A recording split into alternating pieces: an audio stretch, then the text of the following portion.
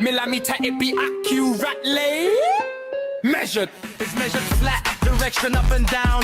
Flat level we at, flight over ground. Descending from that breeze, heading in degrees. Horizontal, flat, ESC. Now you know it's flat, below ground. Measured flat.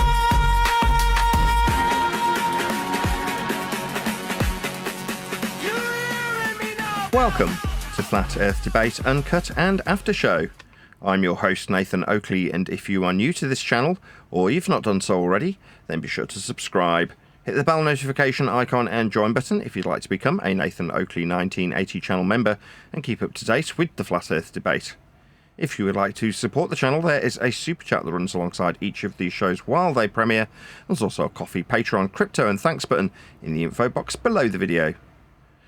Speaking of patrons, I'm going to do a quick shout out to all of you who do support me on Patreon. So, a massive shout of thanks and appreciation to Sven P, Curvefart, Pablo de la Cruz, Level Plain Poem, Vitali Z, Colton James, Survive the Spin, Thomas van der Zander, Measured Flat, Tiers Morgan, Mitch Kennedy, Rod, The Name's Burley, Jmails 24, Unamento, Iron 26, Retro Bill, John Kays, Patrick Gunnels, Bob Barker, Mobile Mac 777, Rob W, Del West Watson, Unbelievable Productions, Blue Ridge Ranger, Abraham Mohammed, Skeptic 936, Texas Mike, Chow Young Cat, and Dank. So another massive thank you to all of you for supporting me on Patreon. Links, as I say, to Patreon are below this video. But with that, I will hand across to whoever is in Discord and Google so you can enjoy their dulcet tones while I set up for today's live show. I was going to do it, but it should be interesting.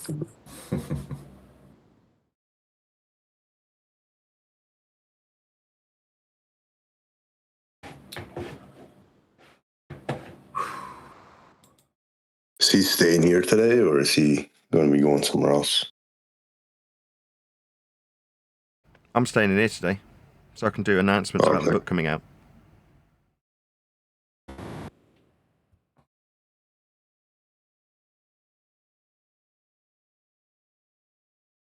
So the book's no longer closeted. What does that mean, closeted? What do you mean? You said it's coming out. No, not as in coming out from its former hidden gayness. Everyone was talking about his book yesterday. Good. Excellent. Where? At Gems. There's a bunch of people who bought it, I guess. Good. Yeah, I dropped the link over there in his chat. Yeah. By the way, not that you really care about this, but ask Gem Panda, and he sent me the log, and nobody really kicked you, so you must have been disconnected by Discord. It must have been a glitch. Okay, these things happen. Yeah.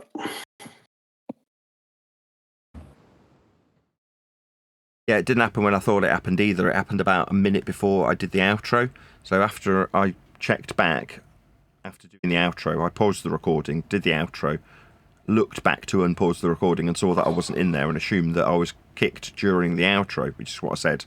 But then after monitoring back the show, as in watching it, I could see that I disappeared from the room about 60 seconds before doing the outro. So like you say, it's probably just a glitch. It was the Masons. The Masons? Yeah.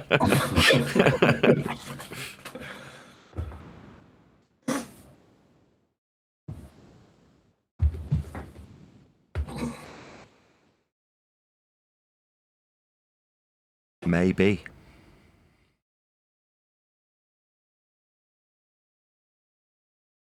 I'm well early. I've got set up just so I can put the book link in the live stream chat, title it and make a thumbnail. So remind me if I don't do it. If I could speak. If I don't do it during the live show, it's a lot of D's. Then remind me to plug the affiliate program. I've also put a link below the live stream. I need to do it on the re-up as well, so I'll add it to the upload settings on the second channel when I upload the video to the second channel, if I remember. I'll add the affiliate link. Because there was quite a few people over the last admittedly long period of time, a couple of years, that had said, yeah, I'd like to be an affiliate and make 30% on your book. So I'll publish that link as well. So there's two. There's, if you just want to buy it, there's a link to it, and then if you want to actually put it on your videos as an affiliate, there's a link to do that too. A couple of people have already contacted me saying that they wanted to be an affiliate and have started to fill out the forms, which is really nice to hear.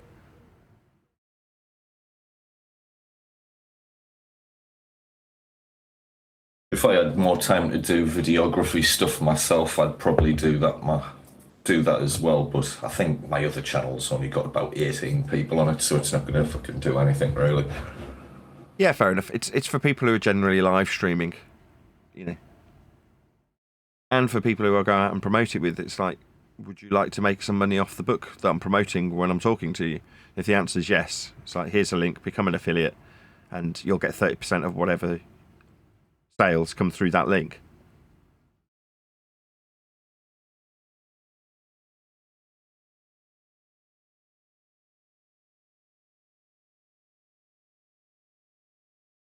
Hopefully a couple of people have read it and passed their comments on it today. Might be a bit too early doors for people to actually work their way through it. We'll see. But I am looking forward to feedback, even if it comes early next week.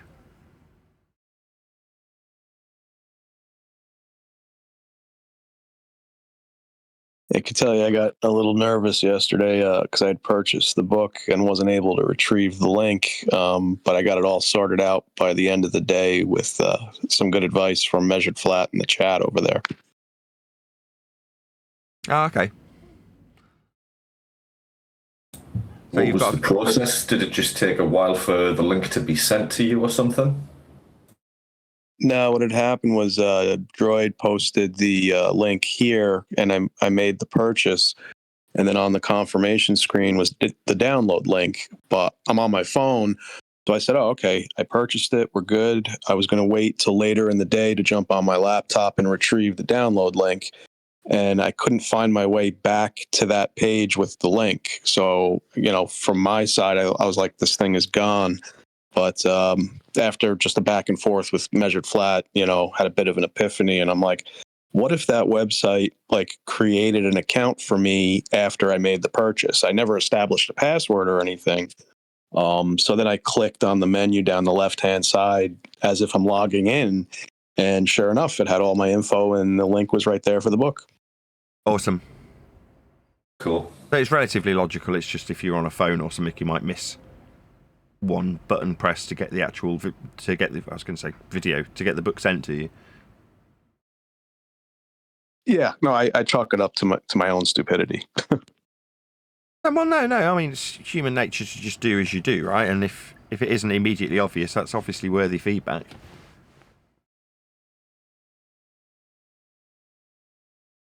Yes, no, I'm happy, and I'm hoping I can get some time now over the next few days to start going through it. Awesome. Like I say, I'm expecting to get feedback in regards to it after the weekend. So hopefully a few people will buy it between now and Monday, and hopefully a few people will read it between now and Monday, and then I'll get some feedback for then.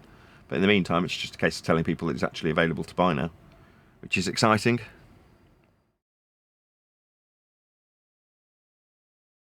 I'm sincerely happy for you, Nathan, and I hope for the best. Yeah. Next thing to do is start contacting people and asking them to have me on their show. That's correct. That's the most important thing. Let's go, salesman. Start selling yourself. I already have. So I've contacted people, maybe 30 or 40 people individually, to just let them know that it's available now. Because quite a few people had said, when it's available, please let me know immediately. Presumably because they want to be one of the first to actually get hold of it. So I've done that, you know, dutifully. I've got in touch with, like I say, about 30 or 40 people and said it's now available. One of which was Eddie, and I said, by the way, I'll also be contacting you via the press release. So just look out for that, and then I'll speak to you about it once you've had the press release. There was a couple of others that were similar, like I've already added them as YouTubers or videographers or whatever they are to the list of people that will be on the press release mail out. So I've said to them, here's the book, it is available, because you said you wanted to know about it. However, I'll also be contacting you via the press release. Cool. So it's pretty much just in the hands of who's receiving their emails when and looking at them and the drip back. Yeah, exactly. So I'll get Paula to set up a little spreadsheet with a little database that tells her what point of contact she's with each of these people that she's going to be sending the press release to, so she can keep on top of them and chase them up after she's sent out the mail out. And yeah, be a slow process, hopefully over the next 12 months of going in front of people and telling them about it.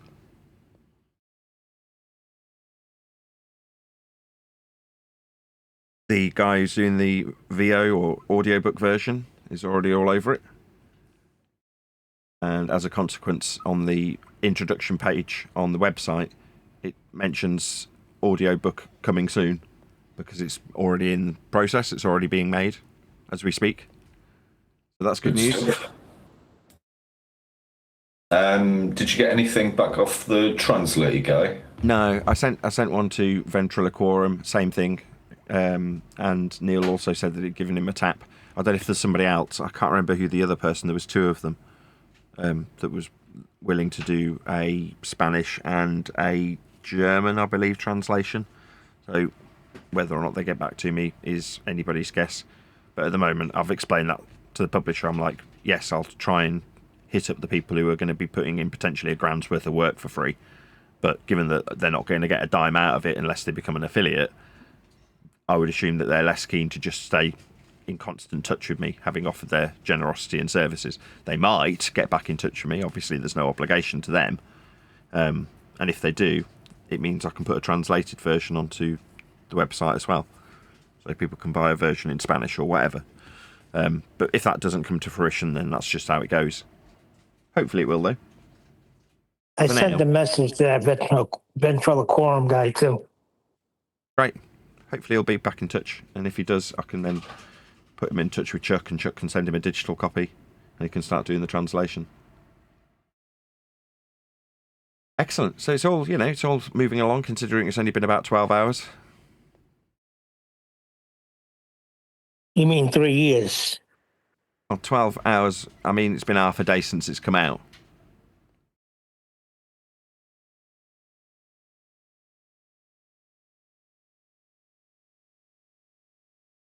This is exciting stuff, man. Very, very.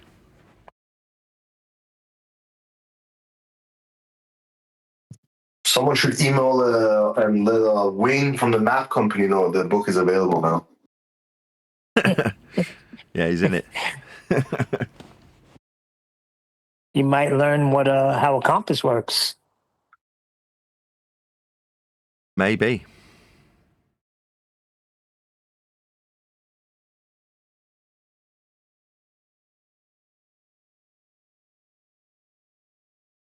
Yeah, but like I say, hopefully I'll get some positive feedback by the beginning of next week.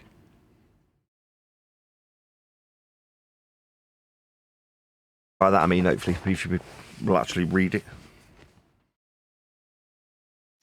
Did you have some kind of timeline in mind to bring it over to like Amazon and stuff? No.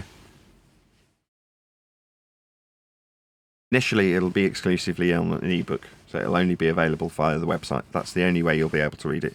And there are no plans to put out an Amazon book at this time. Yeah, there might be. I might do it in future, but no, I'm quite content to leave it exclusively as an ebook or audiobook when that comes out, or translated ebook when that comes out. Those will be. That's the next step. So next step from here is audiobook. After that, it's translations. Then maybe I'll consider putting out a Amazon version so people can buy a hard copy. But it's not. It's low on the priority list, if I'm honest. So is it all depends on how it does? I mean, no, not necessarily. I might never put it up as a paperback or hardback.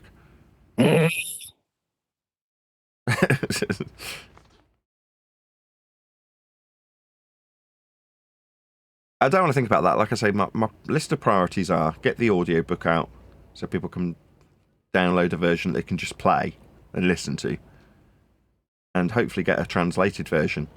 It'd be nice to have it in Spanish.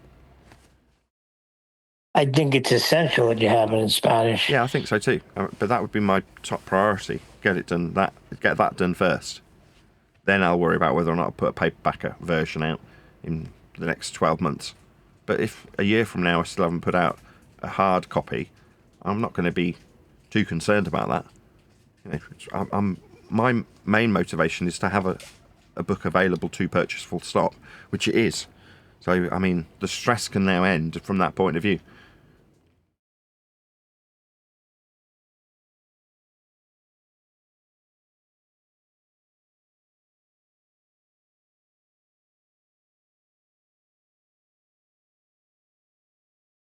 Yes. Indeed.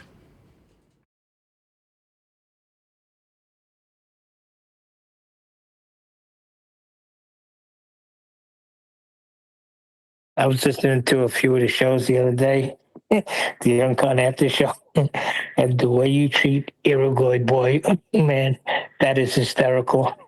My wife was even laughing. He's an ugly bastard, though. These people have forgotten what they are. Like, engineered socially, there's a group below them in the pecking order of society. That's to say, flat earthers are slightly below fart-sniffing dweebs. But that doesn't alter what a lot of these cowards actually are. Right, they are fart-sniffing dweebs, and they're all cowards. They literally dox you and then start telling you how they're scared of being doxed. Like, they project their own fears onto you while they're guilty of their own digressions that they're saying they fear. Like, you couldn't make this stuff up. But there we go, that's what we're dealing with. Fart-sniffing dweebs. Occasionally you have to remind them what they are. Like, you've deluded yourself into believing that you're something you're not. Same with that particular guy when he was like, I'm more popular than you. You're like, what? You're like, I've got 530 views on my video and yours that came out yesterday's only got 400. Therefore, I'm more popular. You're like, okay. As soon as you I only started. You've been doing it for 10 years. Yeah, exactly. As soon as you go, well, no, that's not the case. You've got 150,000 views on your channel, and I've got in excess of 13 million total across about 4 different channels, not including TikTok or Instagram or any other media, just YouTube. And immediately he's like, well, you've been doing it longer. You've got a bigger audience. You're like, well, yeah, but you've just tried to quantify how you're more popular than I. And the minute you start actually qualifying it in a way that shows demonstrably that's not the case, they have all their excuses lined up for why, well, my lack of popularity by comparison to you is because, like, who gives a crap? You were just literally boasting about how much more popular that you were. And I tried to say this at the time, it got rumpused. But the last person to do it was Jaren. I'm much more popular than you. I'm like, okay, let's have a little look and see how many views you've got. Oh, what do you know? You've got about 6 million. I've got about 10. So less? It's like, yeah, well, I've got more subscribers. Who gives a crap? And he tried to do the same thing. He's like, if I'm working in a shop and I sell items for £20, and you're working in a shop and you're selling items for 20 cents, and you sell 100 times more plus a little bit extra, does that mean that you're doing better? And I'm like, yes, that's more sales. He's like, yeah, but you've got to do a lot more work. I'm like, yeah, no shit, I have to do a lot more work. But that's irrelevant of how much popularity you garner through the amount of views. And the only thing that's actually of relevance is the views. That's all YouTube give a crap about. How long? Views and view time. That's it. How long do people stay on our website is what YouTube are considering. And they want that number to be bigger. And how many times do people click on the website? And they want that number to be bigger. That's it. Watch time and views. It's like, well, I've got more subscribers. It's like, okay, yeah. So what? It should be a lot easier for you to garner more views than me then. But you haven't. So you can say, oh, well, you just work a lot harder. And you're like, yeah, you're right. I do work a lot harder than basically most people on YouTube. I have to, because I counter the censorship and therefore have to work incredibly hard to get the views that I do get. You're like, well, if you want to say, well, I've got a bigger subscriber base and each of my videos garners more individual views. You're like, yeah, but overall, that isn't what's of concern to people who are counting the coffers based on their view time and views. They're not interested in how many subscribers you've got. It's meaningless, literally meaningless.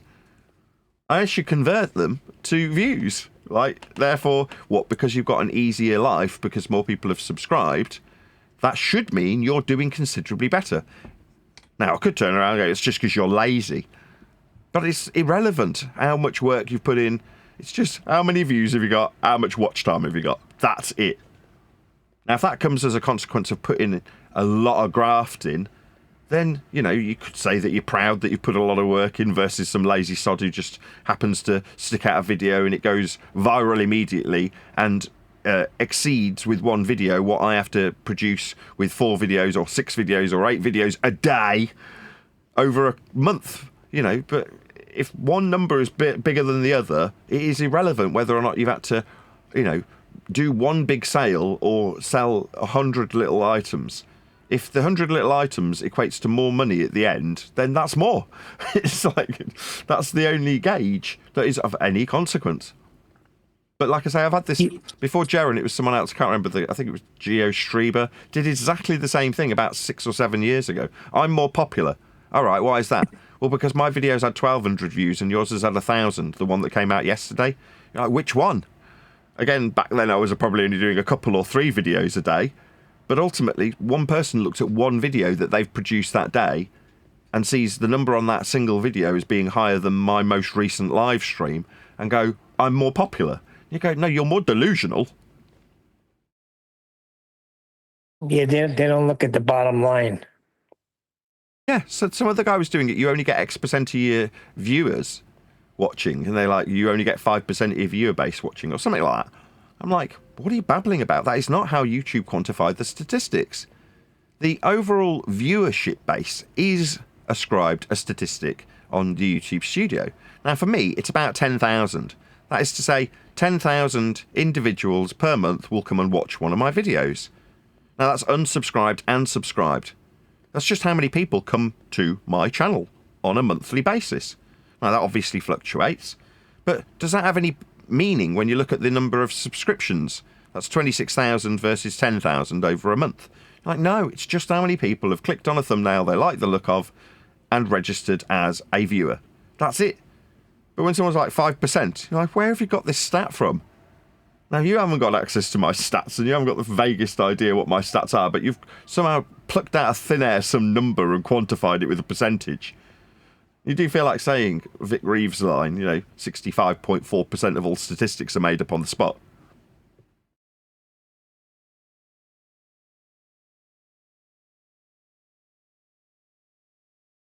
Yeah, I keep a very close eye on my statistics, so I'm pretty au fait. I'm familiar with them.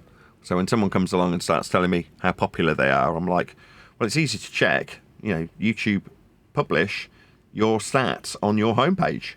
So you just go and have a look. It just gives you the total number of views that they've had. It's really easy.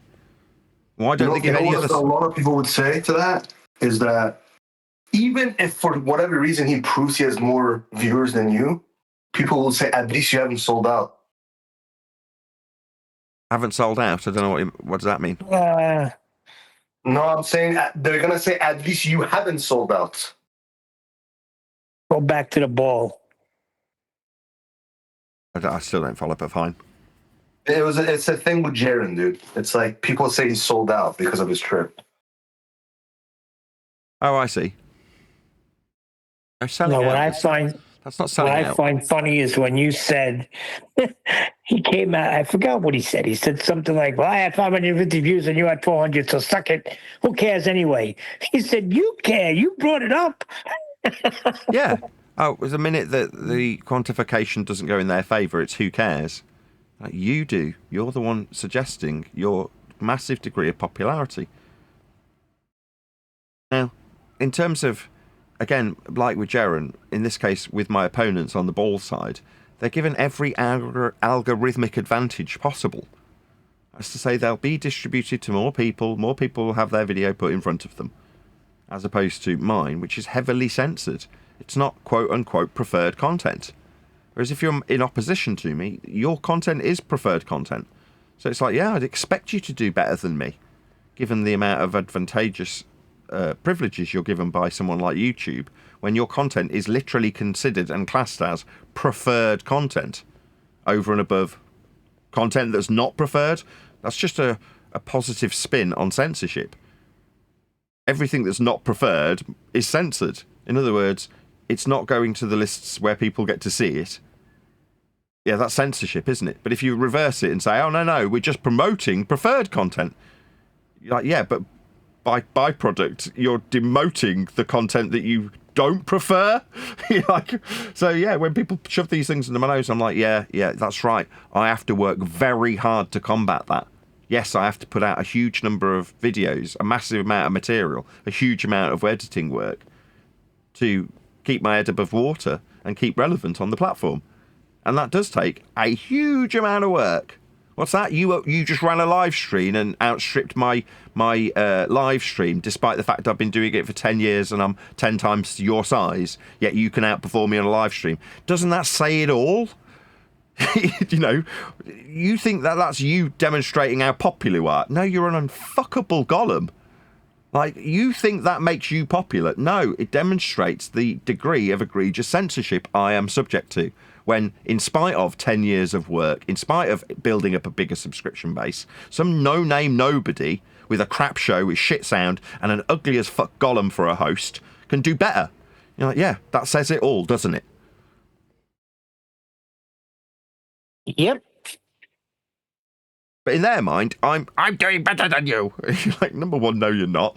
But number two, yeah, the reason I have to produce half a dozen videos a day is to counteract the fact that even an unfuckable golem can do better than me with absolutely no reputation and very little subscriber base. It's nice that you're the benchmark, huh? Yeah, but, again, I try not to do that. I do it when somebody shoves it in my face, like Jaren did, or like this Max guy did. And then very quickly they find, well, no, because I do keep an eye on my stats, someone like Jaren or Max, they're only looking very short-sightedly at the last video that they produced. And they assume they're doing really well. You're like, no, again, as an ex-salesman, the stats meant everything. And you're only as good as your last sale. And over the course of a month, the combination of all of your work throughout the month is what will be considered, and your, what did you say, benchmark? You're benchmarking against yourself.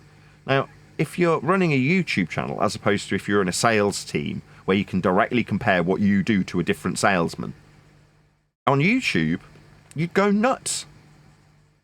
Unless you're Mr. Beast or PewDiePie or, an enormous YouTuber, you're always going to have somebody outperforming you. There's always going to be someone doing slightly better. At what cost, though? Those guys you just named, they're all degenerates. I mean, maybe. I mean, in life, it's not necessarily, for me, just about making money. So having the biggest YouTube channel, if that was the case, yeah, you would just sell out immediately. You'd just sell your soul to Satan and the coffers that were as a consequence of doing so. Now, unfortunately, the road less travelled in my case is a more difficult road. But do I enjoy what I do? Absolutely. I'm very privileged. Is there more popular YouTubers? Yes, absolutely, without question. But on the other side, are there less popular YouTubers? Yeah, there are. There's people who do a lot of work and still don't manage to build up a subscription base because their endeavours on YouTube, based on their job and the skills that they've got with their job, doesn't warrant a big audience. I saw an artist the other day, and he was a good artist, but he was struggling to get past 1,000 subscribers after about 5 years of doing it. And he's made a video going, why is it that I'm still struggling to get monetized? And I go, okay, well, I can't answer that in this video. I'll have a look at your channel, though. I mean, he wasn't asking me directly. It's just this video that he's making. So you go to his channel, you have a look at his videos, and you go, yeah, this is boring. It's lovely artwork, and it is nice. You're a good artist. But there's nothing exciting about this. There's nothing that makes me want to subscribe as a random Joe coming across your channel. The video about moaning about not getting monetized was interesting to me, and that particular video with him moaning about not being monetized actually did quite well. You know what I mean? As irony goes. But you're like, no, but your channel is just not interesting enough. That's the problem, right? And when you do have an interesting channel, people definitely are talking about what you do. There's plenty of people out there who love you. There's plenty of people out there who love to hate you. Yeah, that's what you need to generate a vibe to build a channel. And if you are building a channel that's incongruent with the current mainstream rhetoric, you face censorship. So they have to stifle that effort. And that's essentially what you have to endure. Everybody's got their own cross to bear. Everybody's got their own grievances with their job. Everybody can moan. But why make it about moaning? I like to look at the bright side. What do I do for a living? I sit here in my chair talking about a subject that I've spent 10 years learning that I love. That's truly fascinating. As fascinating today as it was the day I found out.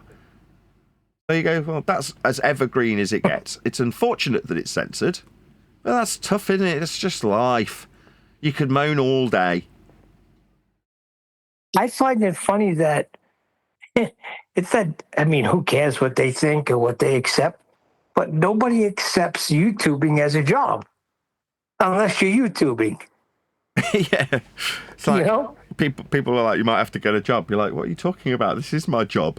I've been doing it for 10 years. But you're an e-beggar. You're like, you think that by putting a cup out in front of you, that's somehow derogatory.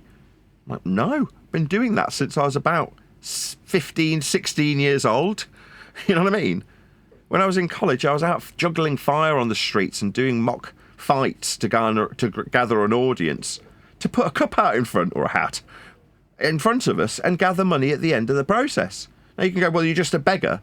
You're like, oh, you can say that if you like.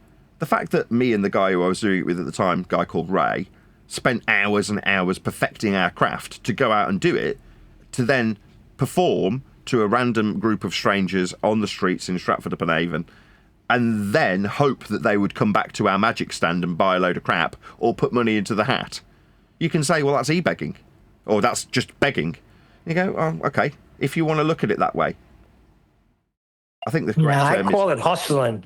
busking. When you're reaching out trying to make money, you're hustling. Well, yes, it's hustling. Sorry to interrupt, Nathan. How old were you when you were doing that? What kind of years? 16, 1996, 1997, that sort of time. When I was in college.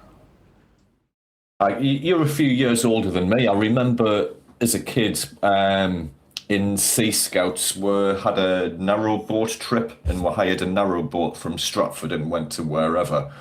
But I do have vague memories of people selling magic on a stall. That was me.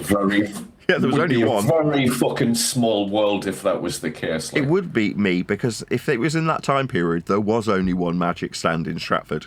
And it was myself and Ray. I mean, it wasn't our stand, it was owned by a different guy, whose name eludes me. But we were the ones who worked that stand.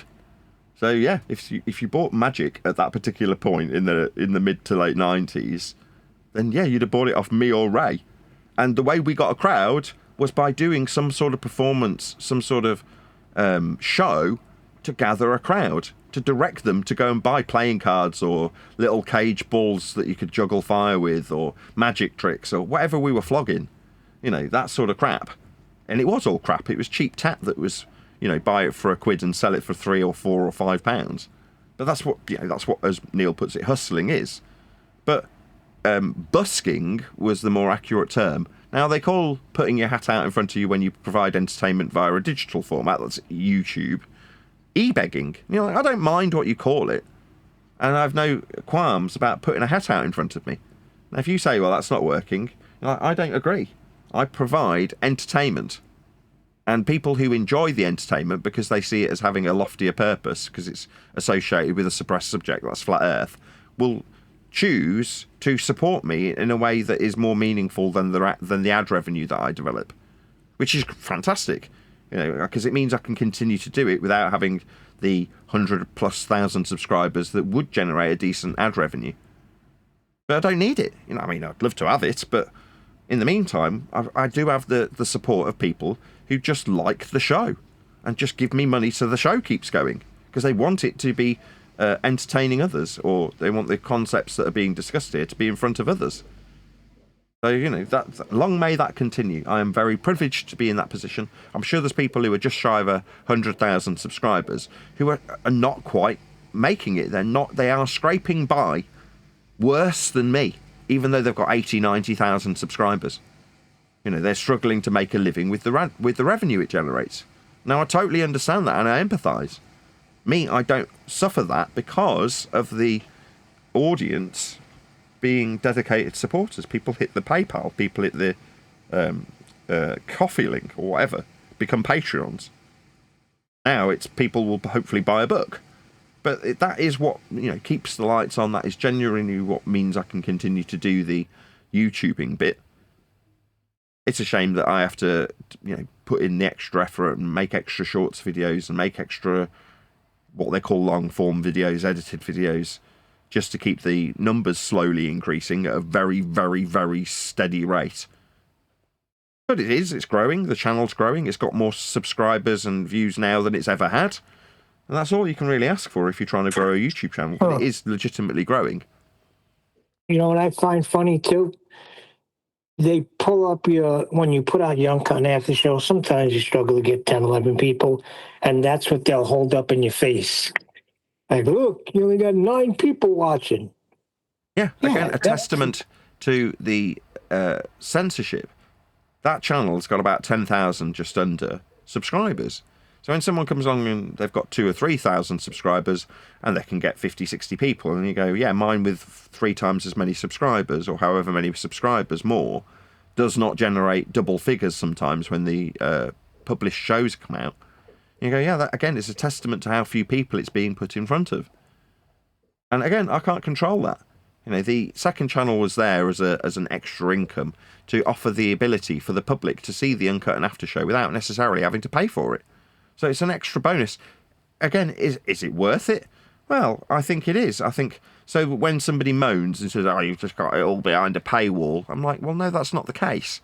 You can all watch it for free on the second channel for 0 cost.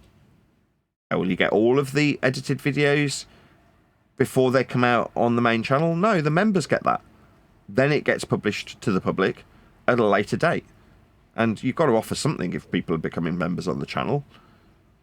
So there's a balance between people suggesting that the debate they had with you is behind a paywall because for a 10-day period you can't get it unless you paid to become a member. You're like, well, again, I've got to keep the lights on. That's just the hustle of YouTube. Oh shit! What a ugly son of a bitch!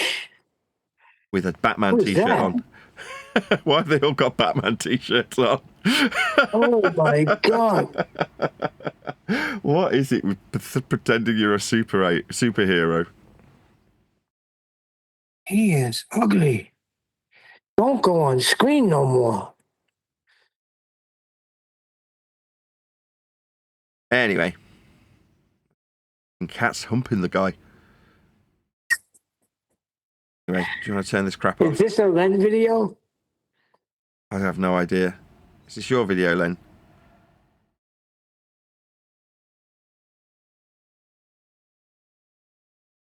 He's not answering. Too many screens. I couldn't find unmute. Have you made this? Yeah, I just chucked loads of little screens, clips together just there. I made them a few nights ago. I don't know. Did you hear what he was saying at the start? No, I didn't hear anything. There was no just sound. seen her. There wasn't any sound, unfortunately. Oh dear. Wait. Oh fuck. What's he say? No sound. You know, I get like way more pussy than you, Nathan. You've like never seen a pussy before in your life. Very amusing. He gets very silent when Nathan starts at him. Then he tries to muster up some strength, and Nathan just shoots him down again and says, "Nobody's going to procreate with you." They don't want that shit in them. I wouldn't mind that little sound bite where he brags about how many abortions he's allegedly had to stick at the end. That would be hilarious. That was just a joke.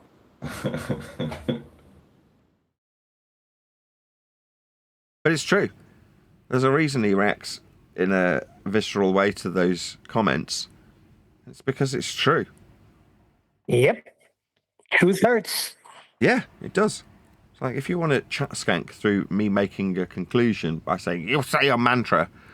Like, okay, I mean, you can distract from that, but I will point out that no woman will ever love you. You'll never breed. You'll die alone with that cat eating you.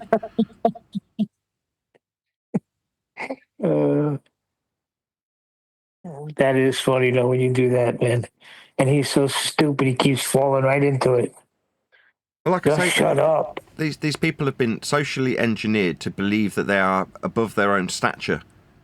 Like, no, this impression of having hippie fart snippers by equivalent on the flat Earth side is an engineered structure. It's an engineered concept of a person by a stereotype that doesn't really exist. You know, everybody on the flat Earth side is different, and yes, they've all come here from conspiratorial roads. But for the most part, as much as I demean them and call them fart-sniffing, pot-smoking hippies, they're just regular people who've found an interest in a conspiracy. And there's a mixed bag of people. But as a collective, a stereotype, they are pegged to be lower than these dweebs. Like, okay, so as a consequence, you now think that you are superior socially to quote-unquote flat earthers. Like, no. You're forgetting who you are. You're forgetting what you are. Do you remember when we did the show called Cool Kids? We talked about these guys getting their head flushed down the toilet and stuff. Yeah. That's what they are. These are the dweebs. These are the outcasts of the high school structure. They're not the jocks. They're not the hippies. They're not the rockers. They're not the preppy kids. They're the fart-sniffing dweeb AV club kids with acne and braces that are short with braces on their legs. That's what they are. Yeah, they're all the Bryans in the Breakfast Club. Yeah, You know, exactly. the kid played by Anthony Michael Hall. Yes. Yeah, the acne-ridden AV club dweeb who likes playing chess and looking through a telescope. Yep. Physics Club. Yeah, exactly. Prime example is Elder Bear. All of them. I don't think there's Yep. any exceptions in that particular club. They're all dweebs. You know, and they're like putting themselves into these pathetic little hierarchies within their own little dweeby club. You know, like, it's sad. Yeah. But it's on both sides too, because last night, the few minutes I was in 24/7, just to hear what was going on. The girl said something. She was a young girl.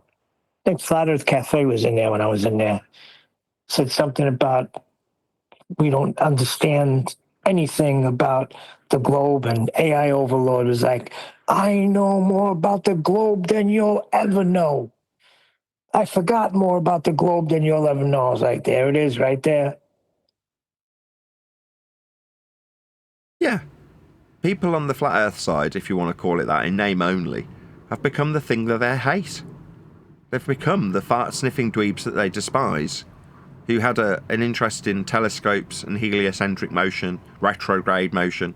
Those are the fart-sniffing, boring dweeb geeks that we oppose, and half the flat earthers in name only have become that which they wanted to brace against. And it's sad. Like, you've just become no better than the dweeb, so you've escalated yourself to the level of dweeb. Well done. Now you know more about anybody else than about the globe. That's not exactly a claim to fart-sniffing fame. Do you remember that show? Maybe it was last week or 2 weeks ago when the guy came on. I think we were in 24/7, and he came on promoting some event he was going to have where the Globers have to steel man your position. It's a whole bunch of nonsense.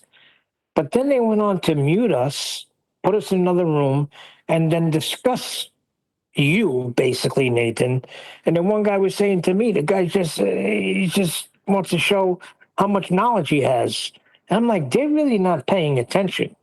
Because when you're bringing out the measurements, you're showing that it's just the measurements. You know, it's not this big freaking scientific endeavor that you have to go through. There is no fart sniffing. There is no patting yourself on the back. You recognize how it's measured. It's just frustrating. Yes.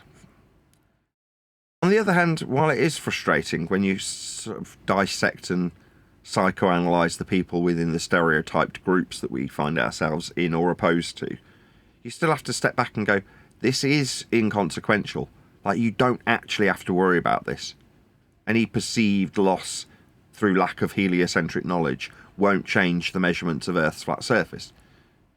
Now, when you appreciate that, it's like the other day someone was saying, after being in Gem Panda's server, somebody said, the commenters in the chat skanking threads of that server were pointing out that you were on fire and you were annihilating them. And while I did say, thanks, that is good to hear, it was such a hollow feeling. Like 2 years ago, 3 years ago, I'd have been overjoyed with that. I'm like, wow, in a server that's very much biased against my position, there's a perception that I'm doing well when I'm getting Fundy muted continually. Great. I'm making inroads to convert more to flat Earth. These days, I go, whether or not you understand it's flat or not, doesn't matter. Same goes for me. Me understanding that it's flat doesn't matter. Because if there were going to be any Earth measurements made by anybody ever, they'd have been flat anyway. So who cares? The fact that we are, or were, in our case past tense, part of the one world religion of heliocentrism, it just means we were formerly part of a religion. The fact that it's the dominant Western world or one world religion, and therefore we are subsequently braced against, that is to say censored, is par for the course if you're going to brace against the current religion. It would have been the same for anybody bracing against Christianity a couple of 100 years ago. You know, they'd have been burnt at the frickin' stake. Look at William Tyndale. All he did was try and translate the Bible and take power away from the priests. Now, in that particular instance, Tyndale is circumventing the ability of the priest to tell you what's what, because he can read the Bible and you can't, right? But that's just bracing against the religion of the day. What did he get for his trouble? Burnt alive. You're like, okay, so that's how it works then. You're like, yeah, if you brace against the religion of the day, you're going to get persecuted for it. So me, I should count my blessings that I'm not burnt at the freaking stake. I'm just subject to heavy censorship. You know what I mean? That's a good comparison. That's correct. He put it out so people could read it for themselves, and it killed them. Yeah, because they wanted to maintain control. Yeah.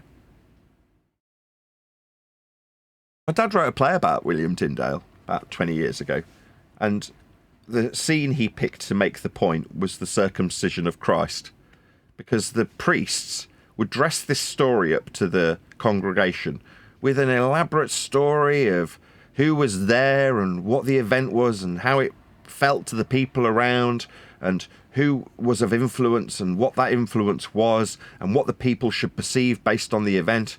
And then he goes to the translation, and in the Bible it says, the time came that the child should be circumcised. Full stop. That was it. One line. And that was the translation. You're like, Yep. But the priests turned it into a massive deal. You're like, yeah, because if you've got the access to the information and you can turn it to your ends, you will if it's of advantage to you. Now, currently, it's the same with heliocentrism. The people who are in charge have looked to the highest authority for the movement of the lights in the sky. And the highest current authority is the Roman Catholics' heliocentrism. That's it. So that becomes the default position. Now, the fact that it's a reification and capable of actually turning into the reality that's beneath your feet that's measured flat is irrelevant. That just happens to be the pinnacle of mathematical explanation of the stars and their movements.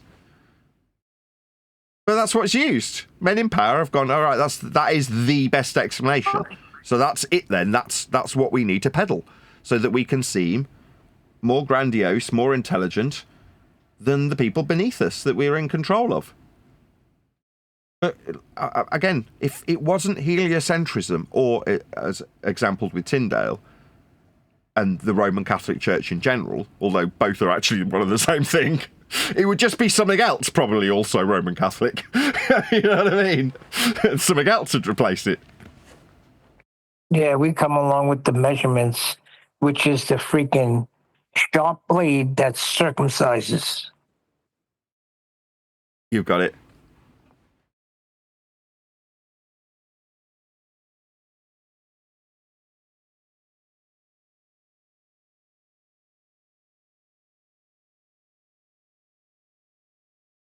But Who's when you doing si- circumcisions?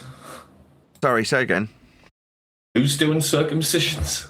Well, it's who the circumcision is occurring to. In this case, Jesus Christ.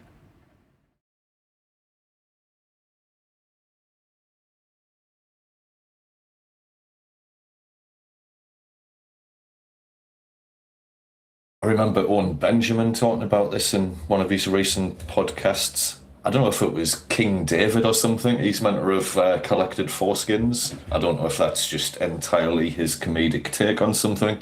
No, he was. That's the amount of freaking Philistines that he slayed.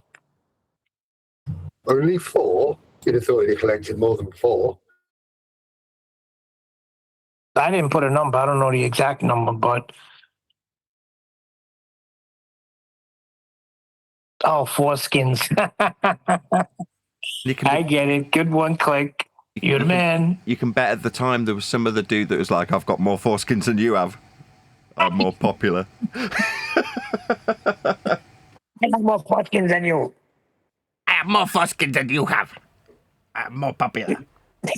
The other day, I got 20. You're doing it longer. You're cutting their skin off for 10 years. I'm only doing it for 1. So suck it. That's what he said, suck it.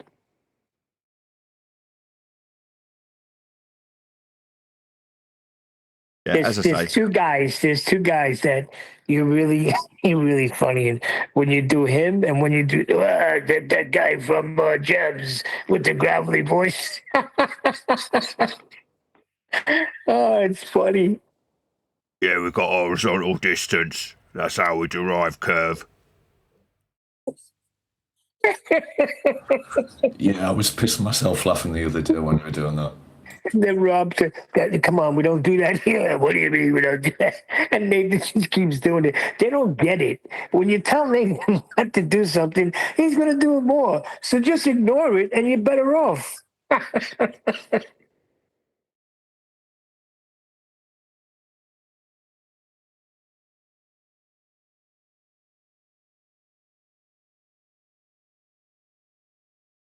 Yeah, if you'd like to have a look at that AI slop, Nathan, I've stuck it in Master B.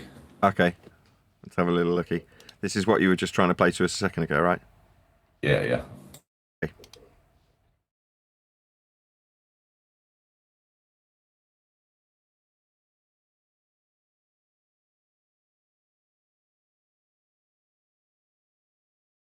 Right, Discord, can you hear this? No, there's no sound on it. Oh, it's mine that's muted as well. What a funny coincidence, eh? Let's just try that again. You know I like it way more pussy than you, Nathan. I bet you have here never even seen a pussy in real life. Oh God. This Maxi dude, this guy is like the joke of the joke, dude. He's like 5'2". Oh God.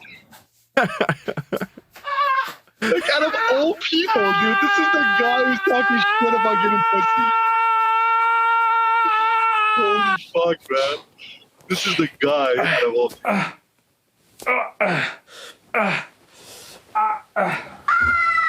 I'll stick the video in Discord in a second. This is horrendous. Scratch! Oh.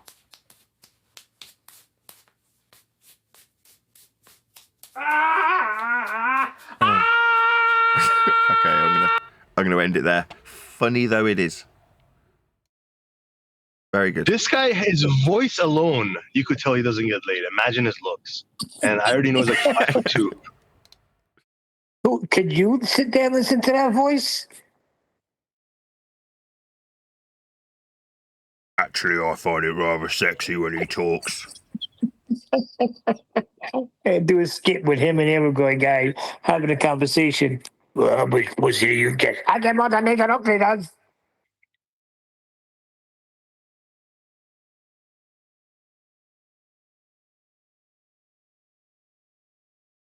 There's a recipe for driving yourself nuts, right? It is hard, and I get it. People are going to compare themselves to other people. So you said I was the benchmark earlier, and that is not something I desire. But I'm not saying don't aspire to be a moderately successful YouTuber. That is to say, a YouTuber that can actually pay his bills with what he does. If that's what you aspire to, then good for you. But the only way you keep yourself sane is by not comparing yourself to others. Because if you do that, you will endlessly find someone better than you.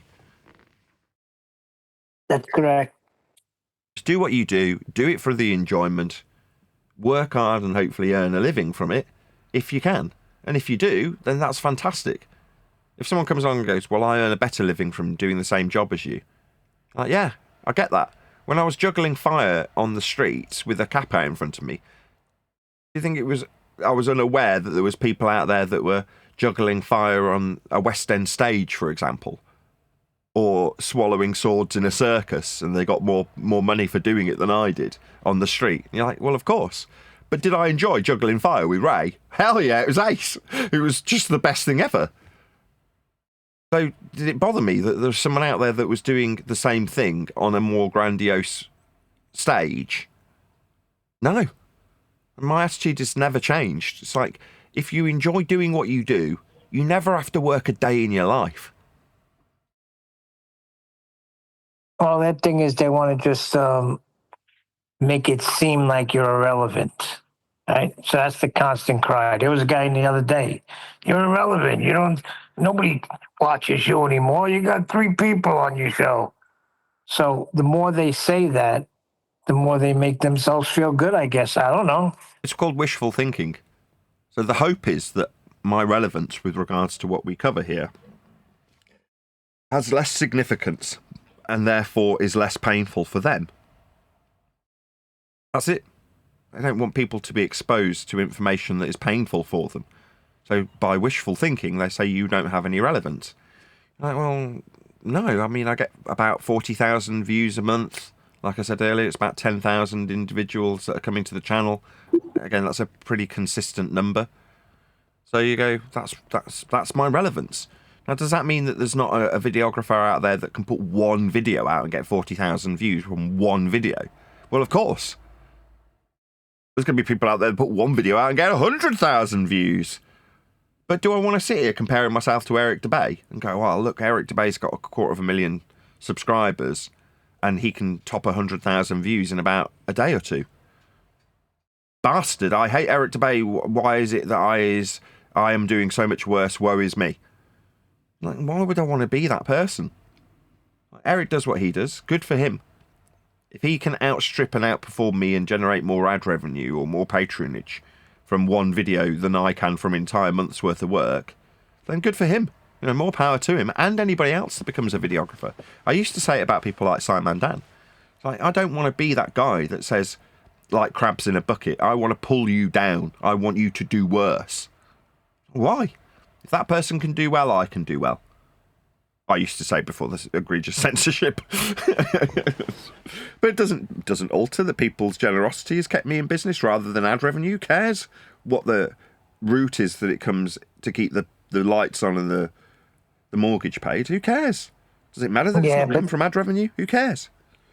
But to be fair, how often does Eric DeBay come out with a video? You have a daily show, So when he comes out with a video, people are hungry for it, they're interested in it, and a lot more people click on. Nathan, I just got a notification that Real Offended guy's just gone live. I don't know if you want to jump in his and sneak in a bit of promo, or whether it'll not be worth it because it's all view bots. I'll see if he's there. I'll in. There he is. Real Offended. Nobody in there. He must have just literally started. Music playing, which isn't very good. Just for that reason alone, I'm going to dump him. I'll add him to the mail out list. Yeah, he was the one that outright said he wanted to interview you, so... Yeah, I'll let him know that the book's available, but in the meantime, I don't want to keep the Discord line closed just because he's got music playing in his green room. If he gets a bunch of people in there, I'll try and go back later, but it's not necessarily a priority today. My priority today is just telling people that the book's available.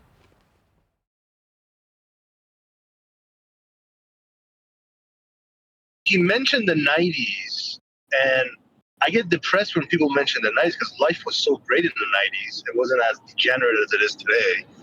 But the point is, back in the day, people, used to live in the real life, in the real world, and the internet was like a hobby for an hour or two to get away from the world, right? Now it's the other way around, at least in North America and Europe, whereas most people are living on the internet and the computer, and they're only spending like a few hours a day going outside or whatever, which is whatever. This is the new normal. But the delusion this creates for some people on the internet, like you literally have this 5'2" incel on the internet telling a man who has a wife and kids that I get more pussy than you. Like, it's ridiculous.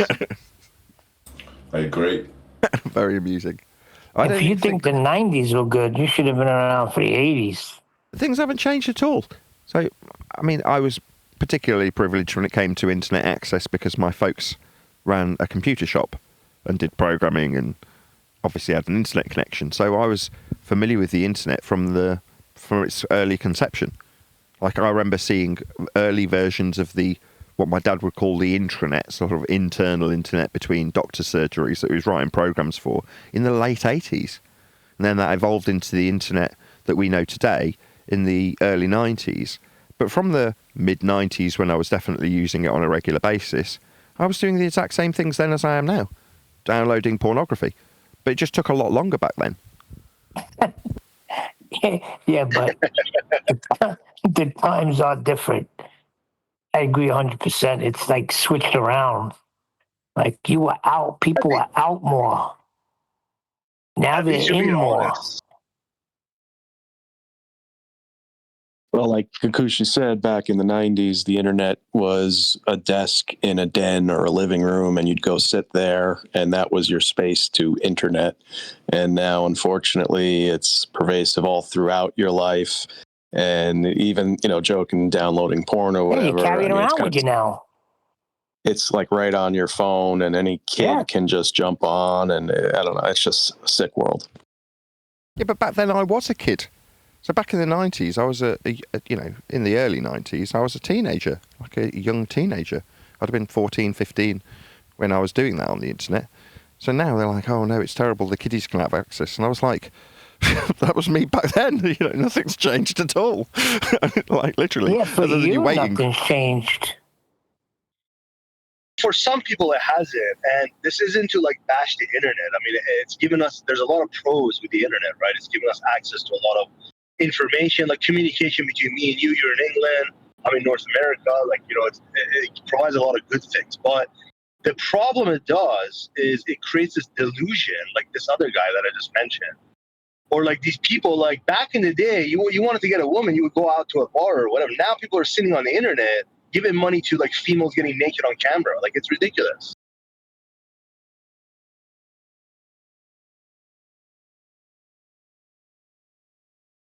I just don't like how portable it is. Kids will be kids, but I don't want them sitting, in a public setting surfing their porn. Go hide in your den.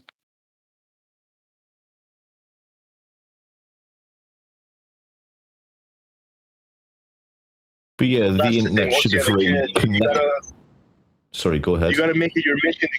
I was gonna say, when you have a kid, you just got to prioritize them and make sure they, you raise them properly and you let them stay away from creeps like Maxi D and all these people. Yeah, man. But the internet it has connected a lot of people in many senses, but it's also disconnected them from reality in many senses and driven everyone into little niche cubby holes. It's like, I remember when I was younger, I used to sit with my family at the dinner table and we'd eat our dinner or whatever, right? There was this one guy in like politics server. He's like 20 years old. He's like, yeah, I've never sat down with my family to have dinner other than like Christmas or like a birthday or something like that.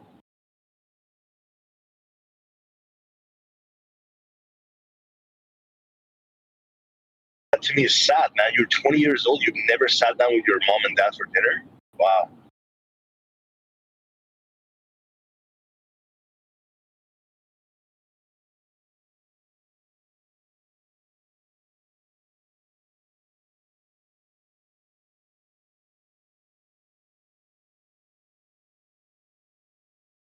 Yeah, I don't see much has changed, in all honesty. So much of society, its structures, people's beliefs, what they stood for, is the same now as it was in the 90s, as far as I can ascertain. I mean, I've got pretty good memory for what the 90s were. I think people have rose-tinted glasses for their heyday. So when they're out on the town, getting drunk, pulling women, that's a much better time in their memory than when they've got, a couple of kids running around and you're getting a bit older. Suddenly you think, oh no, that was those days were the best. Were they? How were they any different? Well, you didn't have your internet in your back pocket. Not yet, but if you needed to go to a message forum or a chat thread or a chat room or an instant messaging thread with somebody you were talking to, you could still do all that in the 90s. Same with mobile phones. So I was watching this guy that does a load of flat earth videos. He comes up on my doom scrolling. He looks like he's AI. He's like a bearded guy that does these random videos about Tartaria or ice walls. Every bit of feast and nonsense that's in flat earth that there is, he's waffling on about it. But he was looking at a video from the 2000s and going, look how none of them got phones in their hand. Isn't that amazing? You're like, no. Why is that amazing? Just because there wasn't any mobile phones on mass for the people that were on the street. Again, much as my dad wasn't a yuppie, there were people in the 80s and 90s that did have mobile phones. They were just massive. Yep. And you had them because you could afford the £2,000 a month bill to have a phone walking around with you if you were doing something important. In my dad's case, he was managing hospital systems and the databases, and people wanted to have him effectively on call all the time for the intranet that they were utilising his programs on. And if something went wrong, they wanted to be able to get hold of him immediately. So he had a giant brick, this massive phone with this enormous, great big laptop that was anything but laptop. It was massive. This IBM computer and this Motorola phone, and they were huge. And he just carried around them, in this giant box that was like the size of a briefcase. And you think, well, that was in the late 80s, early 90s. So from my point of view, nothing's changed at all. It's just things have got smaller and faster. But there was phones, there was computers. The cost was high. Say again? The cost was high. I remember because I worked for a guy in '87 who had a cellular phone. He had it hooked up to his dashboard. It was big, but he used to get out and make phone calls with the payphone. He only used it if he really needed to use it because it was so expensive. I was like, what's the point of having it if you can stop and jump out and call somebody on a payphone? So the bills were really high.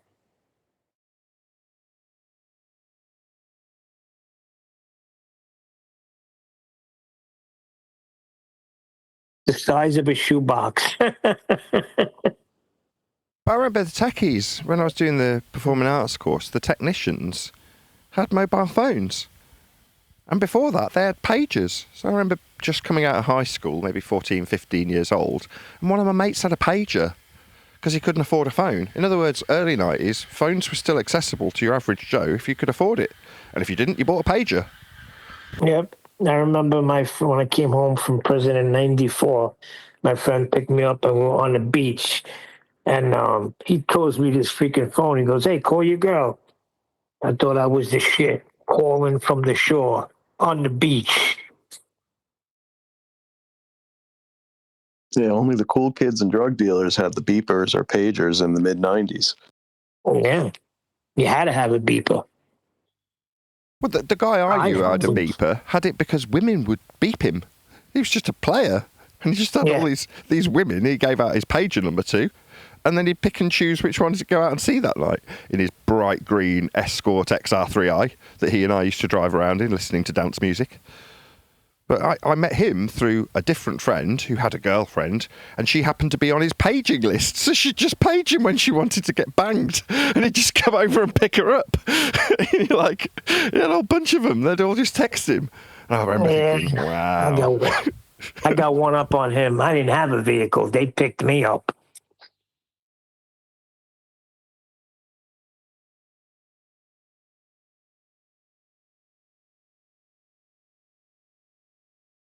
An Italian thing.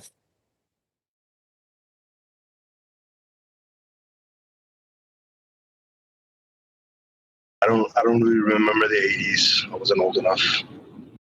The 80s, I'm going to tell you what the 80s were. Music-wise, it was a collision of the 50s, 60s, and 70s. Bam! Now you got 80s music. Best time ever.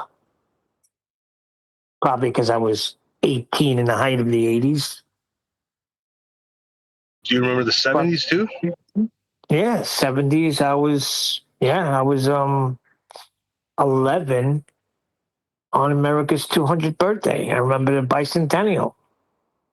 It was freaking big time. 4th of July was a biggest holiday.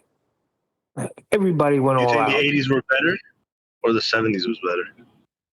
To me, it was to me the 80s always be like the decade. You know, it was the second British invasion with music, right? The music was freaking great. Yeah, it was just I don't know. The 80s, it was just good, man. Everybody was making money. You know, there was no freaking depression shit. I was freaking 18 years old and I was walking around with $5,000 in my pocket every day. How come you didn't have a freaking car then? Because my friend Joe had the car. My friend Joe Botch had the car, Joe Bacino, and he would pick us all up. Me, Steve, Mario, and that was it.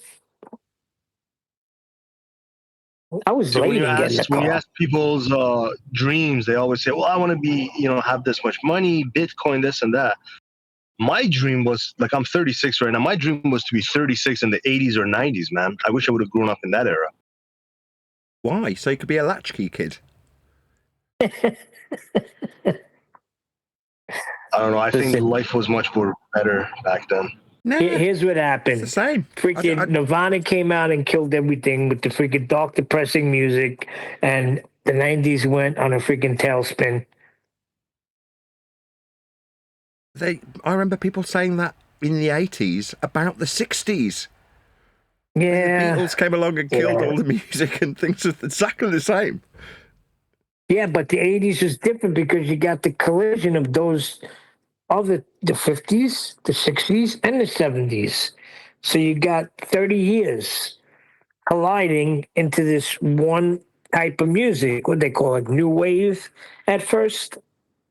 But it was just a new wave of British artists coming to America and freaking dominating.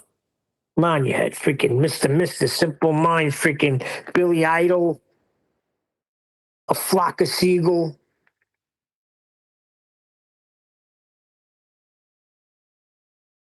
Depeche Mode. One of the guys from A Flock of Seagulls used to drink in a pub I used to go to all the time.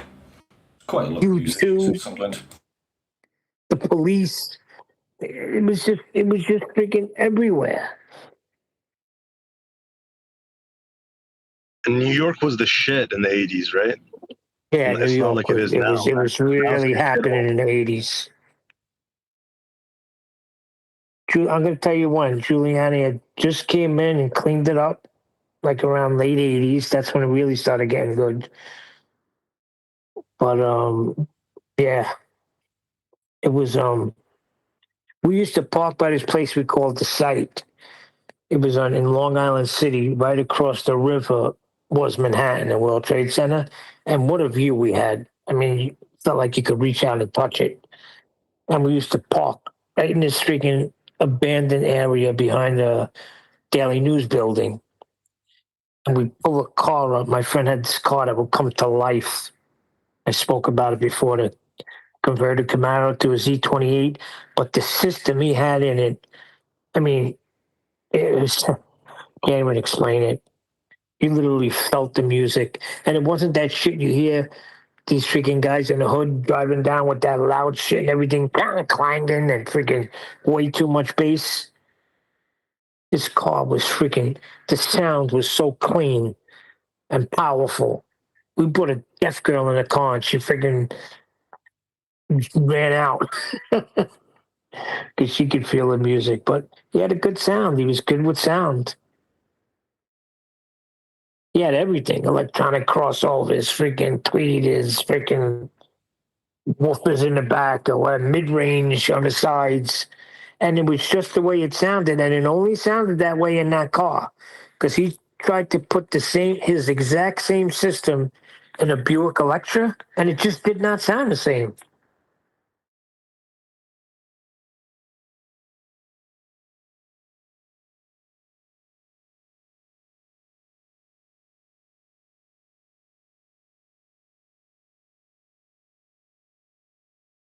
Have any of you actually bought a copy of the book?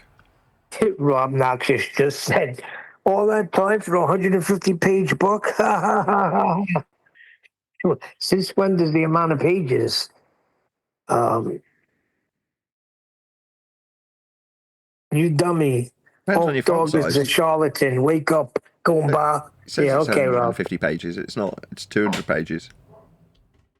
Depends on your font size.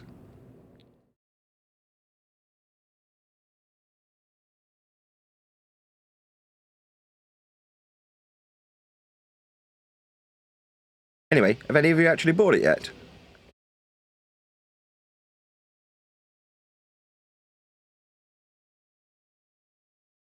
Tomorrow I haven't been get home. mine. I'll do it on the weekend. Yeah, tomorrow I got it. My wife's got it. I told her so. I can't figure out how do I send one to my daughter?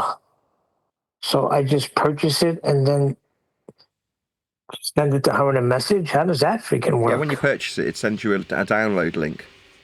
Right. Level Plain Poem bought a couple of copies, and obviously she gets the download link, and then she can send the download link to someone else to download it. Oh, okay. Excellent. So yeah, there's been Yeah, I'm several gonna get people one for my daughter. several people have contacted me and said, yes, I've bought 2 copies, or yes, I've bought 3 copies. My wife will do that. I can't. I'll get frustrated trying to figure that out. She's in charge of that. It's relatively straightforward. You just click on purchase. Hand over money. Nathan, I've clicked on purchase and freaking wound up. Forget it. I don't even want to get into what it. That I couldn't get out of this freaking purchase. So from now on, I do no longer do I do any purchasing on freaking the phone. That's my wife's department. Fair enough. Anybody else here bought a copy yet? Yeah, I bought a copy yesterday. I told you yesterday I bought one. Oh, thank you very much, Dagoli. Yeah, no problem. Yeah, I picked up one as well. The second you announced it. Awesome. Thank you very much, Flat Earth Cafe. Nice to have money, huh? Yeah, I have no money, but you know what? Nathan priced it I'm only right. breaking your chops. That was going to be my next question. Do you think the price point's okay? I just took the lead from Chuck. He suggested the price, and I was like, yep, if that's what you think it should cost, then yeah. Yeah, the price I would say is good. I looked at it. It's not too expensive, so it's pretty good. Well, what does it cost? $14.97. Well, yeah, that's fine. At £12. I couldn't buy one. I've only got English money. It accepts English money. It's in dollars. Yeah, it'll just convert it. If you just click on it, it'll still accept your money. So, what's his name? One Deck bought a copy yesterday, didn't he? Yeah, he was reading it out as I was working. I enjoyed that. I've just bought a copy myself, but I've got no software for ebooks. I'm going to have to find something. Awesome. Whoa, what do you mean software? You see? I got to get some sort of software? Yeah, Kindle or iBooks or something similar. Just an ebook reader. It's just an app. It'll cost you $0 for the app to read an ebook. Okay, so you have to have that first for it to go through. Okay. Well, not according to Len. He's bought a copy without having anything.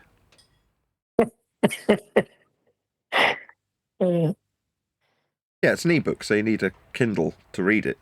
But Kindle isn't a Kindle anymore. It's just an app for your phone or for your iPad or whatever. Yeah, my daughter was freaking reading Kindle books in freaking the early 2000s. Yeah, but it's not really a thing anymore, is it? If you've got a tablet or a phone, you don't need a No. Kindle. I was one of the Christmas gifts I bought a freaking one of those books. I guess it was just a freaking what do you call those? Ebooks. No. What do you when you edit your show, what do you use? You use something, right? iMovie. No. The device you use. What is it called again? Tablet. Yeah, tablet. I bought it at tablet. Yeah, in the early 2000s. It was specifically for Kindle books. It was on the list. Dad, I would like a Kindle tablet.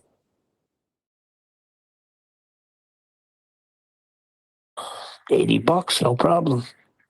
Yeah, they were black and white with no backlight. Yeah. That kind of imitated having a paper book, but without having to have the awkwardness of a bit of paper. This is a little weird. I've purchased and downloaded the book to my PC, and I've just been to the Google Play Store to get an ebook reader. But it's not giving me the option to install one on my PC. It's trying to install it on my bloody phone. It's a little frustrating. According to Surf Daddy yesterday, he managed to get it to go to his laptop on Kindle, so maybe just find the Kindle app, as that should work. Bev's messaging me and he's telling me, give Nathan good eye contact. And I said, I don't swing that way. But even if I tried, it won't be as good as the one Elderberry gives you. Yeah, they love that metaphor, eh? So when someone starts making a demand of me, I'll make a lewd demand of them in return.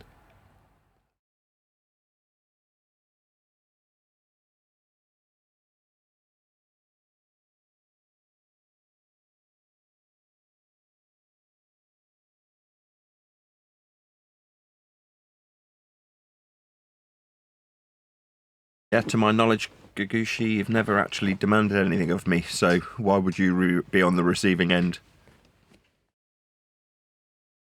What is it with them anyway? Go ahead. Yeah, I don't ask for anything from anybody on the internet. I'm a working man. I make decent money. I don't need anyone to ask anything. I just like this kind of arena, as they say. But I don't know, man. These guys, from my understanding, like I watched you in the past couple of weeks going to different servers. These guys are the biggest fans, man. They're every day, same people. Elder Bear, Bev, Brenda, like they're just big fans, man. No, they're the groupies, Gabushi. Now, if you go to the first day that Nathan went in Gem Pandas, which he had it on the other day, the Uncut After Show, listen to how they were reacting. They were all like in awe. Like they showed their hand. The one guy even said, we always say if Oakley was in here, we'd tell him this and tell him that. Now he's here and we're like, what do we do? I'm laughing my ass off. So they can say what they want to say, but Hey, Jardo. how do they really feel? Thanks for your kind words. Very motivational.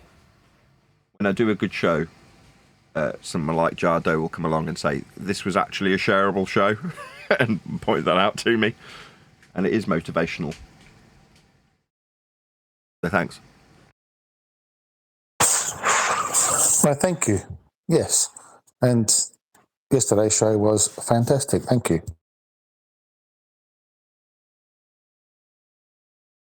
Jado, could I ask you a quick question? Go ahead.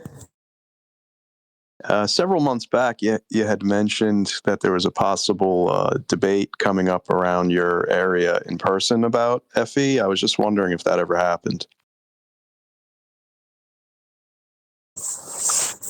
Are you talking about the school that I worked at so the school that I serviced there, one of the grammar schools that I serviced, they do have a very good debating platform, and they encourage the kids to challenge themselves on topics and they always do a Year 11 versus Year 12 debate.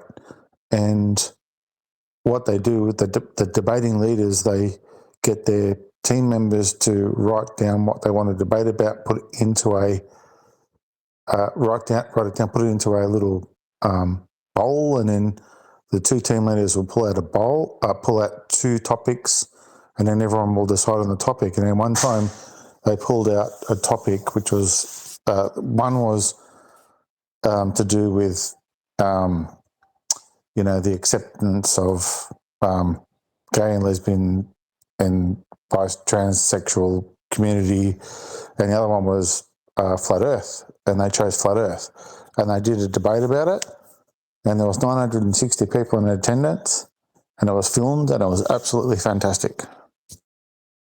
You say they did debate about it, or they didn't? No, they did. Yeah, that's the topic that both team members chose about flat Earth. And how did it go?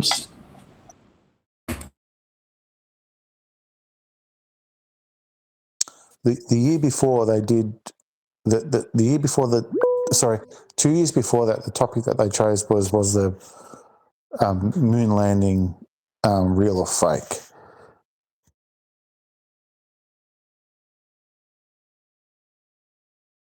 Was there a conclusion? So these are 15, 16, 17, 18-year-old kids choosing these topics. Did they come to a conclusion with regards to the moon landing?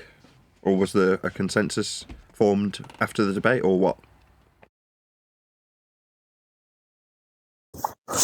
So what happens with their debate club is they have the debating team leaders. So each year level has two team leaders, which is two teachers, and they sit on the panel and they adjudicate on fact and matter. And when it came to the moon landing, the adjudication team adjudicated on that there was no evidence that they landed on the moon. And the same conclusion was made when they debated flat Earth, that there was no evidence that the Earth was a spherical shape. Ow, really?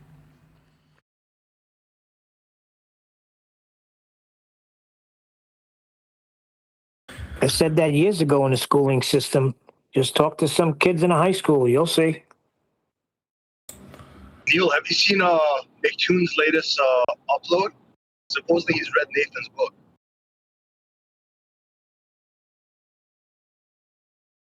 Really? Oh, Nathan,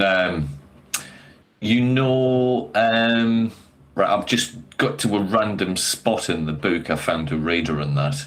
You know the Isle of Man saga, where you've got Tommy, who captured the Isle of Man on his belly from the beach at... Where was the beach at? St. Bees. St. Bees. All right, I thought it was St. Ives. I thought that was a little typo. No. St. Bees. Wow. Huh. I've always heard it as St. Ives as well. I don't know how. Never mind. We very rarely used to mention where the images were taken from. It was always about where they were taken of. So what we'd specifically detailed was the Isle of Man. That was what constantly got like a mention. But the viewing location was, like I say, hardly ever even mentioned.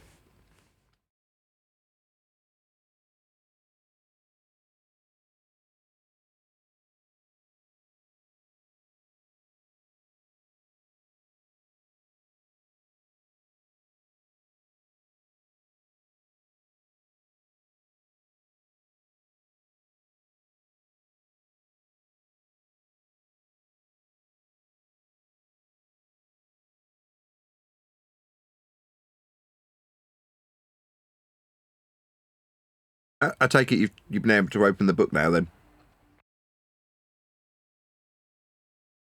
Yeah, sorted. All good.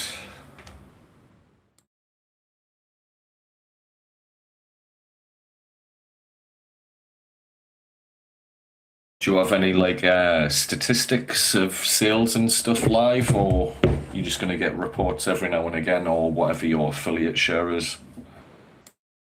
I'll gather that once I've sorted out. I still haven't sorted out my payment information, so once I've sorted that out, I'll presumably get an update on how many have sold monthly. Again, I haven't even asked yet.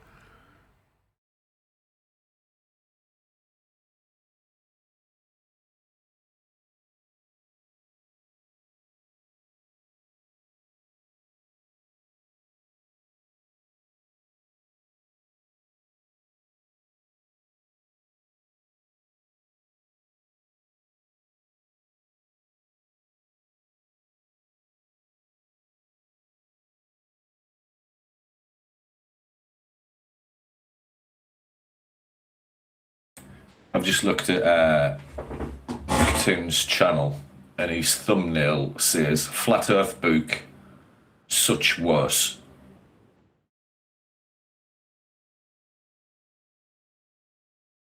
Says Oakley's book so much worse than I thought. He's a scumbag, dude.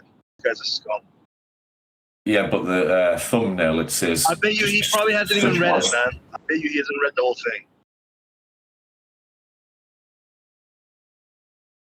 No such thing as bad publicity. It's true. At least he's talking about Nathan. That's what matters. He's right.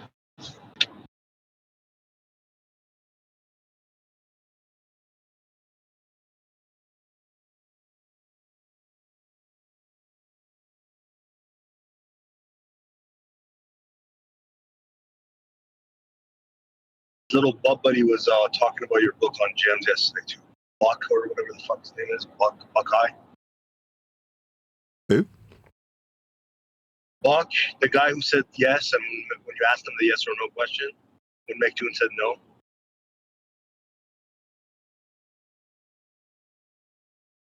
Sounds like good old Buck Sodbuster.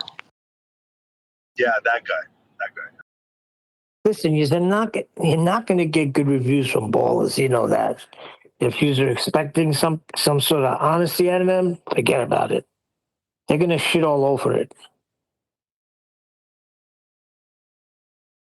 Nathan, do you remember what was the exact question you asked them? It was a yes or no question that I do know. Let me just think. I know it was a yes or no, and basically Buck said yes and McToon said no. Elevation angles tied to the surface of Earth. Yep. Toon said no, Buck said yes.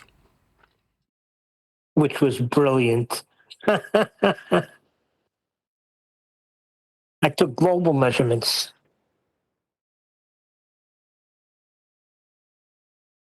What did you measure? The globe.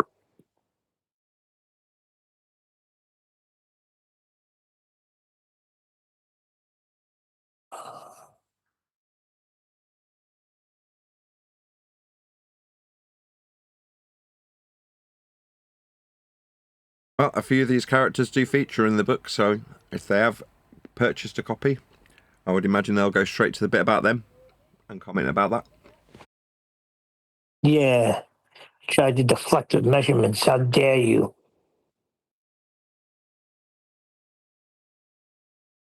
Yeah, that quote made it into the book.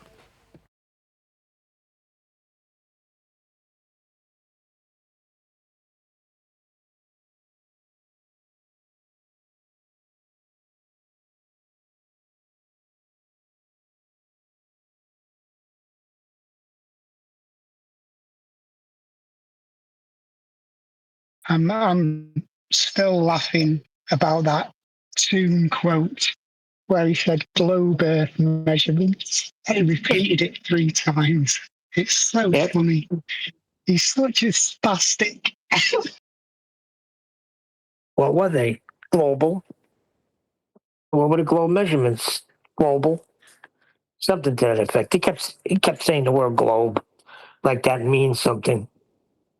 But it just showed their hands. If you're smart, you go to Antarctica and that's it.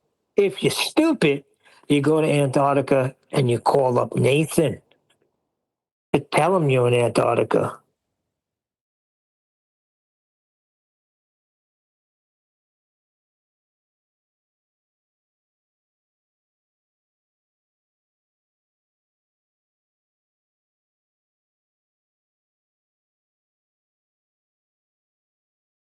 Yep, I have a massive amount of influence over these people to the point where they seek out cope when in what they perceive to be the strongest position they could be in, affirming the consequent by assuming antipodal positioning when travelling in a flat Earth direction to allegedly be in an area where they level their tools to a plane of reference, measure elevation angles and azimuth.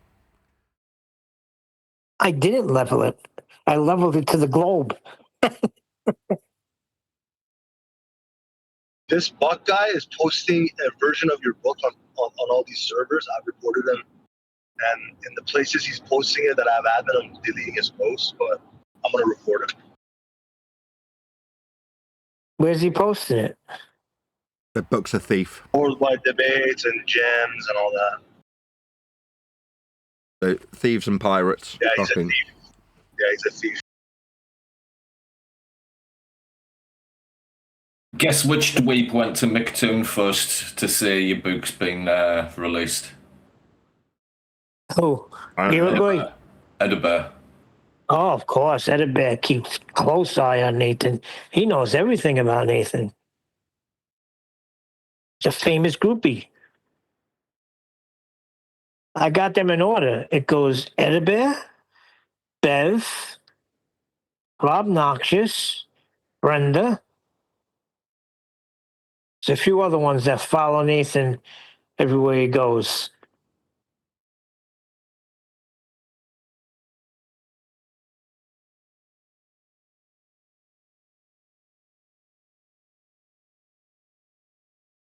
It's Pinky and the Brain. They're going to do the same thing every day. We're going to destroy Nathan Oakley. We're going to expose him. That's the new word, right? Expose.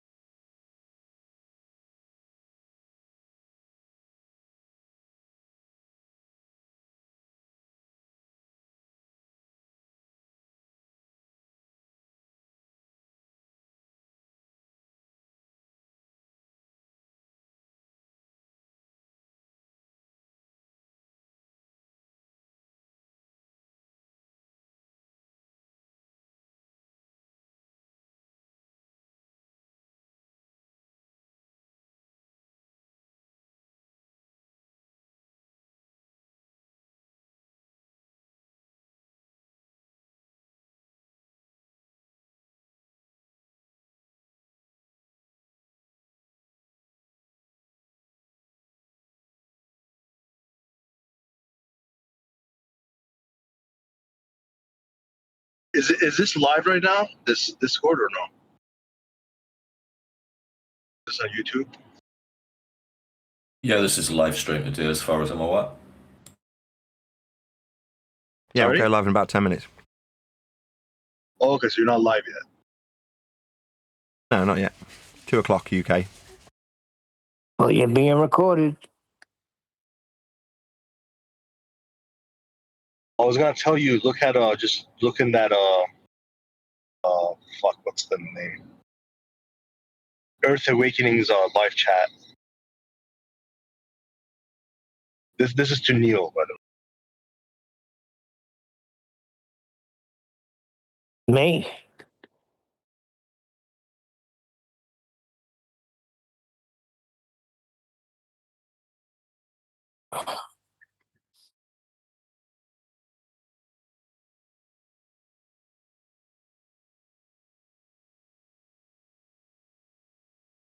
I don't look at any messages sent to me.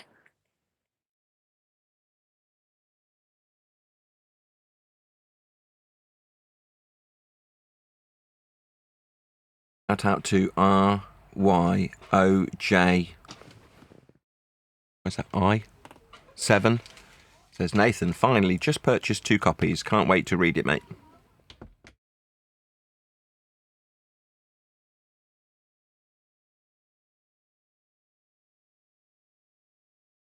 I put it up on screen about 20 minutes ago, meant to shout it out, and just forgot.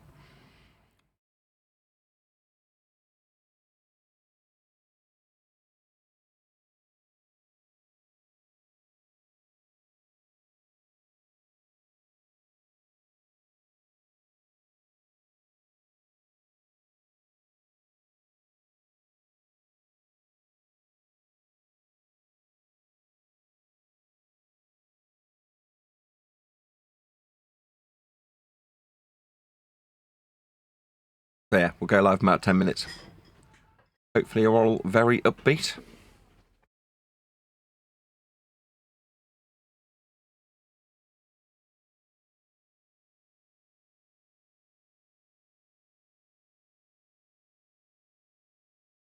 Time to make the coffee.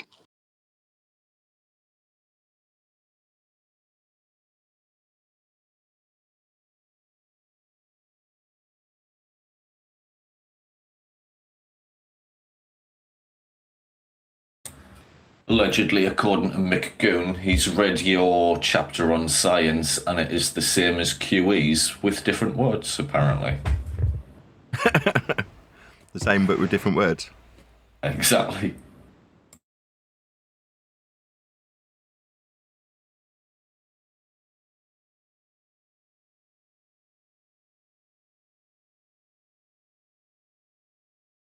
Hold on, I got something with this bug guy.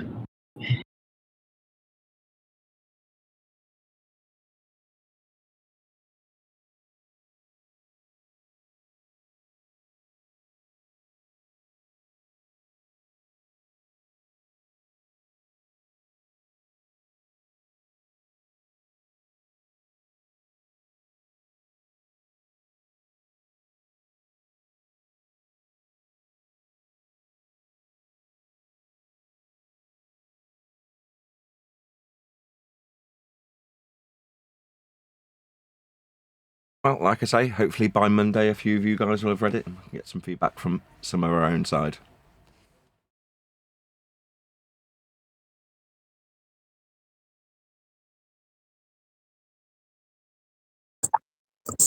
What Discord server are you in tonight, Nathan? The flip side. Okay. Why?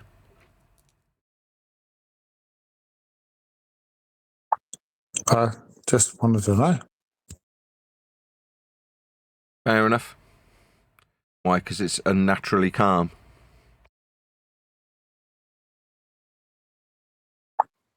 Yeah, there's very little blood and swearing and carrying on, so I was a bit confused.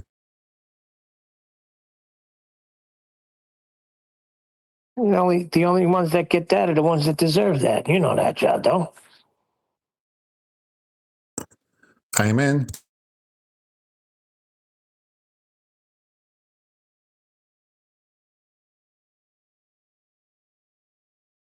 I think Jardo's primary focus is how shareable the show is, though, regardless of how deserving the opponents are when they have a strict tour of them. Yeah, that is a problem. I agree. It's difficult to share those.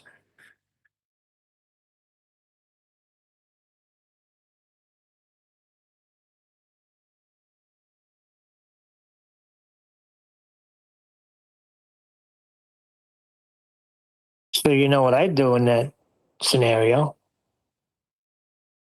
What's that? I don't share them.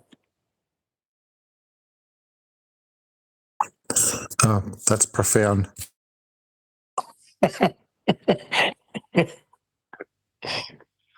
Well, it does come out with some versions where you just hear a swishing instead of the cursing. You could share that.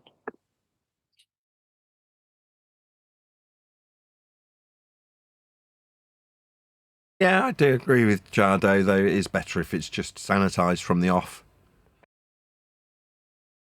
Sanitary from the off, I should say.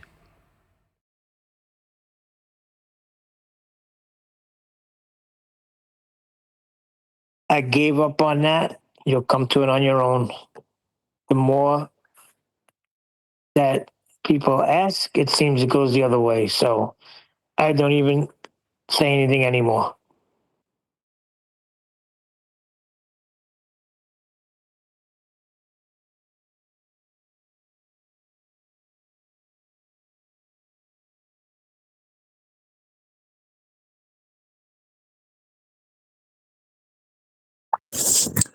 Neil, I had a bit of a laugh at last night's show when I think you called Elder Bear Nathan's number one groupie. He called you Nathan's number one groupie. Yeah, he doesn't understand. I'm on a panel. He follows Nathan to every server that Nathan goes to. That's a groupie, right? Yeah. It's like you're part of the show, as you pointed out to him. It's like calling the bassist a groupie. You're like, no, he's up on stage. What are you talking about?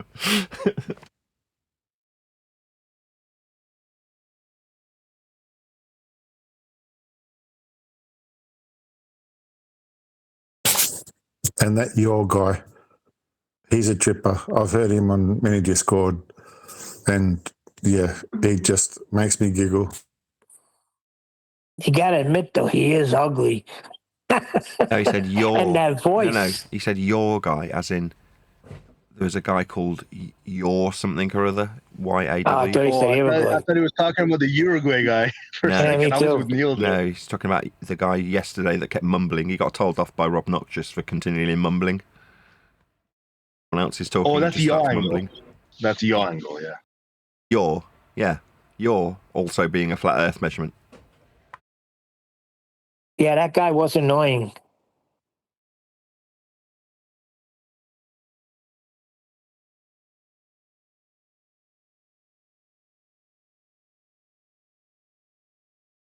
He seemed to have a He gets told off in every Discord server he's in. He mumbles on for half an hour until someone says, "Listen, just shut the fuck up or piss off."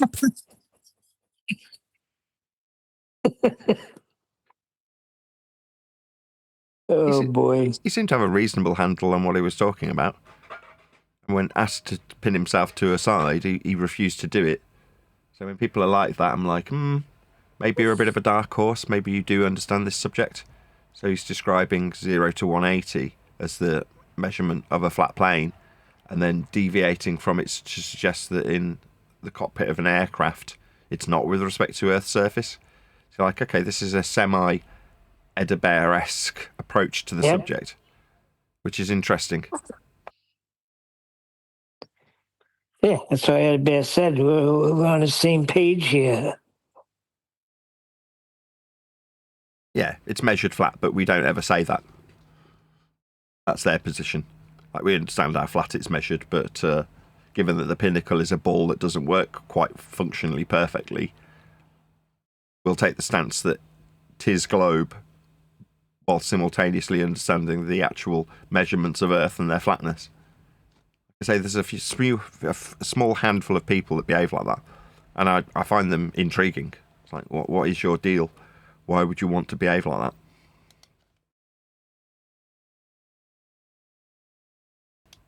that? Hallelujah. Happy days. Hey, good morning. Good morning. You all doing well? Now we are. Excellent Yeah, news doing I have to fantastic. announce. So as of about, 12 hours ago approximately, the book that's been about 3 years in the making is now available. So good news! You can now purchase a copy of Measured Flat, All Roads Lead to a Flat Earth by Nathan Oakley. Link is in the information box below this video. Also, if you did want to become an affiliate and sell the book, that is to say take 30% of the proceeds of any sales of the book, then you can do that also. There's been several people have already contacted me to suggest that they have contacted the publisher to join as an affiliate and obviously be given the promotional link so that they can put it below their videos or whatever it is they want to do with their link so that they can earn money from the book also. So if you did want to become an affiliate, as I say, there's a link below in the info box below this live stream, or if indeed you just want to buy a copy and read it, then again, there's a link going by in the live stream chat and indeed in the info box below this video. So check it out if you have the means to buy it. Brilliant. obviously I'll give the panel and everybody else who's bought it a couple of days to actually read it, so we can get some feedback, hopefully early part of next week. We shall see. But in the meantime, as I say, good news, Measured Flat is now available. So go check it out, go and buy it, read it, and hopefully we'll get some feedback in the near future. So thank you very much. Massive thank you to 10th Man, who kicked off the process and got the book rolling. Also Chuck for getting it published, and everybody else around me on the panel, and everybody else who's ever taken part in Flat Earth debate for making some of the material possible. So you might actually be featured if you have had some proactive, involvement in Flat Earth debate over the years. There's a reasonable chance that you might actually get a mention under a pseudonym in the book. So the names that are being used have been changed to protect the innocent, but it might be that if you are reading the book, you might come across something that you've done that's relevant or pertinent to the Flat Earth debate process over the last 10 years, and you find that you've got yourself a fake name ascribed to your story. So check it out. As I say, it's available in the info box now. So between now and, I don't know, however long sales keep up, I'll be promoting the book, referencing the book, talking about various different chapters that are relevant to the subjects that we discuss here on Flat Earth Debate, which is something I've been itching to do for months and months and months. So now that it's actually out, I can reference it. I can say, that's as per the chapter on gravity, or as per the chapter on Narnia, or as per the chapter on whatever, and reference a specific section when talking about Flat Earth and the measurements thereof. So once again, please check it out. If you haven't done so already, please buy a copy. Obviously, I've already shared the link to purchase copies to my panel, and this is the first official announcement of the book's availability. If you're a super fan, you might have already got hold of a copy. I know that there's even people on the opposing side who have acquired copies already. So there's obviously people who are super keen to get hold of a copy of the book, and more power to you. Thank you very much, all of you who have already purchased a copy. Cool. I already established with the people in the panel that a bunch of you have purchased it, but I don't think anybody actually said they've read it as yet. So like I say, it's probably going to be early part of next week before I actually get some feedback on whether or not people like it.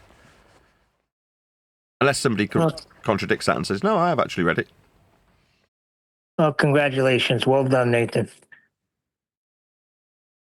Well, I read a little bit yesterday on the show, and I was a little bit distracted when I was reading out because I was in the work van. I had things bleeping and I was getting phone calls coming in while I was reading it. But I actually started it again this morning. I thought I was a start again. So I have started it again and read it in peace. Not read it all yet, Nathan, because I'm quite busy with the weather, as you're all aware of that. But yeah, so I've got a bookmark at chapter 5, the hijacking science chapter. So awesome! That's where my bookmark is, and I'll probably read a couple more chapters later on this afternoon or tonight. So probably do a couple of chapters a day, 2 or 3 chapters, something like that. But yeah, up to now, I'm really enjoying it. I'm following the story along. And I think it's going to be great. Really, really enjoying reading it. Well done. I got an initial link as soon as it was published from my publisher, and it's like, here it is on the website, and he gave me a link to the website, and then I shared that with the guys on the panel, and OneDeck immediately purchased a copy. So he was actually the first person to purchase a copy of the book. So OneDeck was literally purchase number 1. So big shout out to OneDeck, first person to actually buy a copy of the book. Yes, OneDeck, you're brilliant. So yeah, now the hard work begins, really. So what I now have to do is actually go out and promote the damn thing. So it's all well and good actually having it. And initially there's going to be, obviously, off the back of this show, I would hope a few people in the audience will actually go out and buy a copy, which is great because there's going to be that initial spurt of people who want to purchase it just off the back of its existence at all. But obviously going forward, I've got to actually go in front of people and say this is available, talk about Flat Earth, and then when the opportunity arises, talk about the book and promote the book on various different platforms as and when I get to go on them. So over the next 2 or 3 days, I'll start putting together a press release and sending that out to various different people who have acquired email contact information for names, people of relevance, gatekeepers, all that sort of stuff. Usual sales shebango. So I'll be doing that along with assistance from my wife, as I say, over the next couple of weeks and moving into the future. So if you are aware that you've got yourself onto the list that I've been forming over the last 6 months or so, then there's a good chance that you'll get a press release from me in the next couple of days, basically saying this is the book, this is the affiliate program, and inviting you to have me onto your show, hopefully to talk about the book. So that'll be something that's up and coming, and that's the bit I'm most excited about, I think.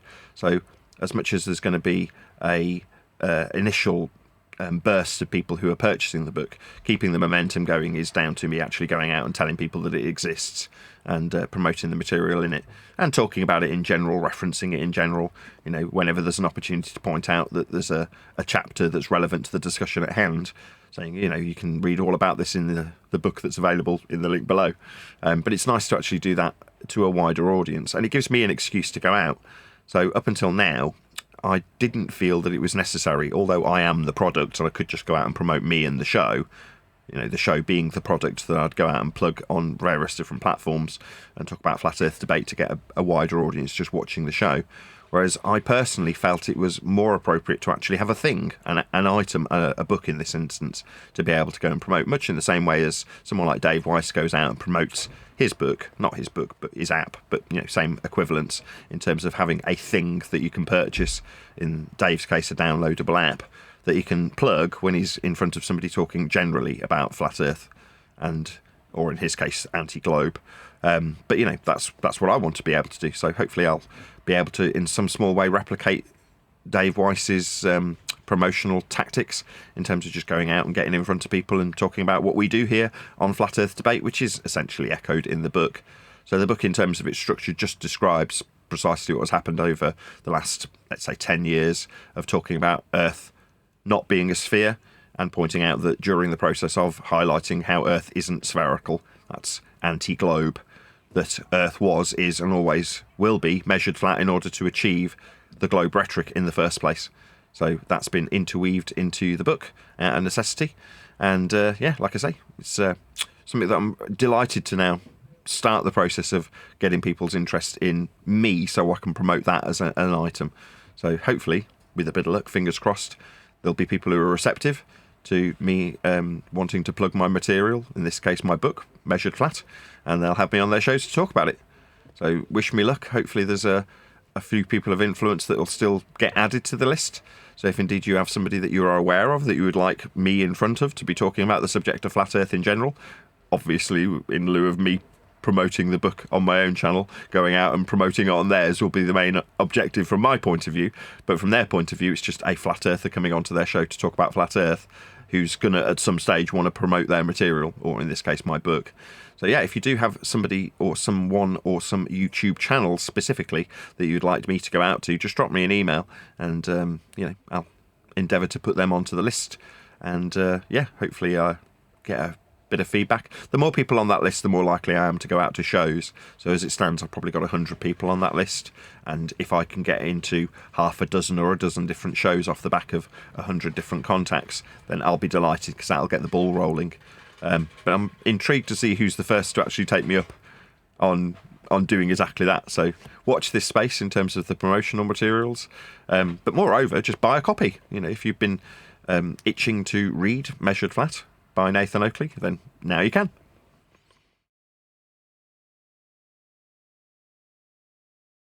What were your impressions, One Deck, of the first 4 chapters that you have read? Did you enjoy them? Yeah, like I say, Nathan, it's interesting because I've obviously been sort of involved with it along the way, and sat in some of the book after shows, and had an idea, how the book was going to be put together and what was going to be in the book. But it's totally different now. I'm reading it. It's, even though I was involved in the process, it's a different experience now reading it, not as an outsider, but from an outsider. Just I can imagine somebody who wasn't involved like I was reading it. It's a really nice read. Introducing yourself like you did, going over the show. And the context of the show and over the years and building that up. So I am really enjoying it. So far, like I say, it's only on chapter 5, but it's going in a nice step way. I think you've started off really well, and it's moving forward in a gradual process up to now. Well, so that's I should imagine it'll get... I pay a great deal of attention to actually achieve that. So the way I want the book to be taken in by a reader is a gradual progression where it improves or ramps up the complexity of the subjects that are being discussed. initially it's just a very open introduction to me and what the show is, and then over the course of the chapters, the concepts that you're being exposed to if you're a newbie will escalate in terms of their complexity. So by the time you're getting up to, chapter 15, 16, 17, they are quite in-depth chapters about whatever it is that's being discussed, with more and more detail about heliocentrism and the flat earth prerequisites that are required to achieve it. But those concepts might require a newbie to read through a certain chapter a couple of times to actually get to grips with it, whereas somebody who's very familiar with the show will read through it, and while it is in their wheelhouse to begin with, like the concepts are familiar, I would anticipate that it's still going to be not challenging, but more of an in-depth read as you go through the chapters as well. But also in between those chapters, there's anecdotal chapters, not entirely anecdotal, but part of the examples within a specific chapter might be about an individual that has an anecdote connected to that particular concept that's being discussed in the chapter. So if it's the concept of the molten iron core or the R value or gravity or whatever it is, there's a good chance that there's a character that's born out of that discussion that's referenced, and hopefully in some small way amusing to a reader, if nothing else, because they've got a name ascribed to them that you have to figure out potentially who that person is, because obviously they're all based on real people. So yeah, you might read through and go, who's Art Horizon World? And not necessarily as a newbie know who Art Horizon World is, or who Lucky Guinness is. These are YouTubers that have had a high degree of influence over me as an individual, but they haven't necessarily been referenced with their specific names. Now, there are a couple of examples within there that do have their actual names used, but they're few and far between. So if there's 2 or 3 dozen individual characters that have a brief character arc within a particular chapter, there's maybe 1 or 2 that I haven't been able to get away with using a pseudonym for them, which becomes obvious as you're reading it. So yeah, I hope that there's going to be people who are familiar with the show that will read through it and still, chuckle along to some of the character arcs that have been developed with specific chapters in mind about specific subjects. Or it might be that you are the character, so you might be reading it and go, hang on, this is me. And hopefully that brings a wry smile to a few people's faces as well. I didn't actually, and you probably told me the first 2 characters that you mentioned there, the Guinness and what's the other one? Sorry, Nathan. I forgot. Art Horizon World and Lucky Guinness. I don't actually know who they are. I probably will if you say who it is, but I can't work out who they are. I know who they are. Don't say so. Just don't ruin it. No, don't say so. Yeah, I'd rather people just try and figure it out. But if you do figure it out, don't ruin it for the next man. Just have your little chuckle and keep it to yourself. Yeah. No, I'm going to put it in text and I'm going to blast it on the trumpet. Obviously, I'm not control over what you do. I did have a little chuckle. I did have a chuckle to myself, like you said, Nathan, because I can't remember. Maybe the 3rd chapter there was a mention of somebody who do know who it is, and it did actually make me laugh. I'm not going to. I think it might have been a plumber. There's already been a kind of list compiled by one of your stalker anti-fluffs, but at the top of the list they've got Simon Merkin completely wrong, which is quite unbelievable. Simon Merkin, another character. Yeah. Also, they've got Simon Merkin down as Quantum Eraser. Okay, well that's not correct. But like I say, it's just a bit of fun. Guessing who the characters are is part of the fun. It's been there, or it's been put there, so that people who are very familiar with Flat Earth debate, what we do, and the story of the show, if you want to call it that, are going to read through, and it might be that it's not going to be tedious. Obviously, you're reading about something you're just familiar with anyway. That doesn't necessarily mean it's going to be boring, but it's just that little added bit of extra sparkle for somebody who is familiar with the show.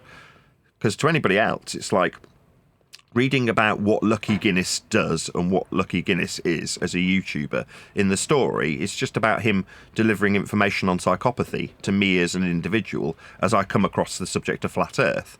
Now, if you're reading that for the first time and you go, okay, so the person writing the book, that's me, is watching a Lucky Guinness video about psychopathy, you don't care who Lucky Guinness is. You just know that that's a person that's talking about psychopathy in a video that I'm watching. because that's the only relevance to the story. Because does it matter who that person is? Well, no. Does it matter that I've got a reasonable understanding of psychopathy from 10 years ago before it blew up? Like now, psychopathy's everywhere. Everyone's getting called a narcissist. It seems to be common. Now, that's not unjustified. I think it's something like Western world statistics suggest that 1 in 20 people, about 5% of the population, are narcissists. So they are common. Right, if you're in a room full of 20 people, there's a good chance one of them's going to be that type of personality. And it's not necessarily a disorder, but that was my route, my road into this subject. A now more mainstream, but back then certainly a more conspiratorial subject matter, along with subliminal messages and other things that led me to this subject as the conspiratard, fart-sniffing, pot-smoking hippie that I describe, that's set in opposition to the bottom-of-the-barrel beta dweebs that like looking through telescopes and wearing Batman T-shirts. That is the false impression that the public are given by stereotypes of the people in this subject matter. And this subject matter does specifically have what we call anti-flat earthers. That's people who had a globe religion and now stand in opposition to people who say Earth's not a globe, those being the, in name only, flat earthers.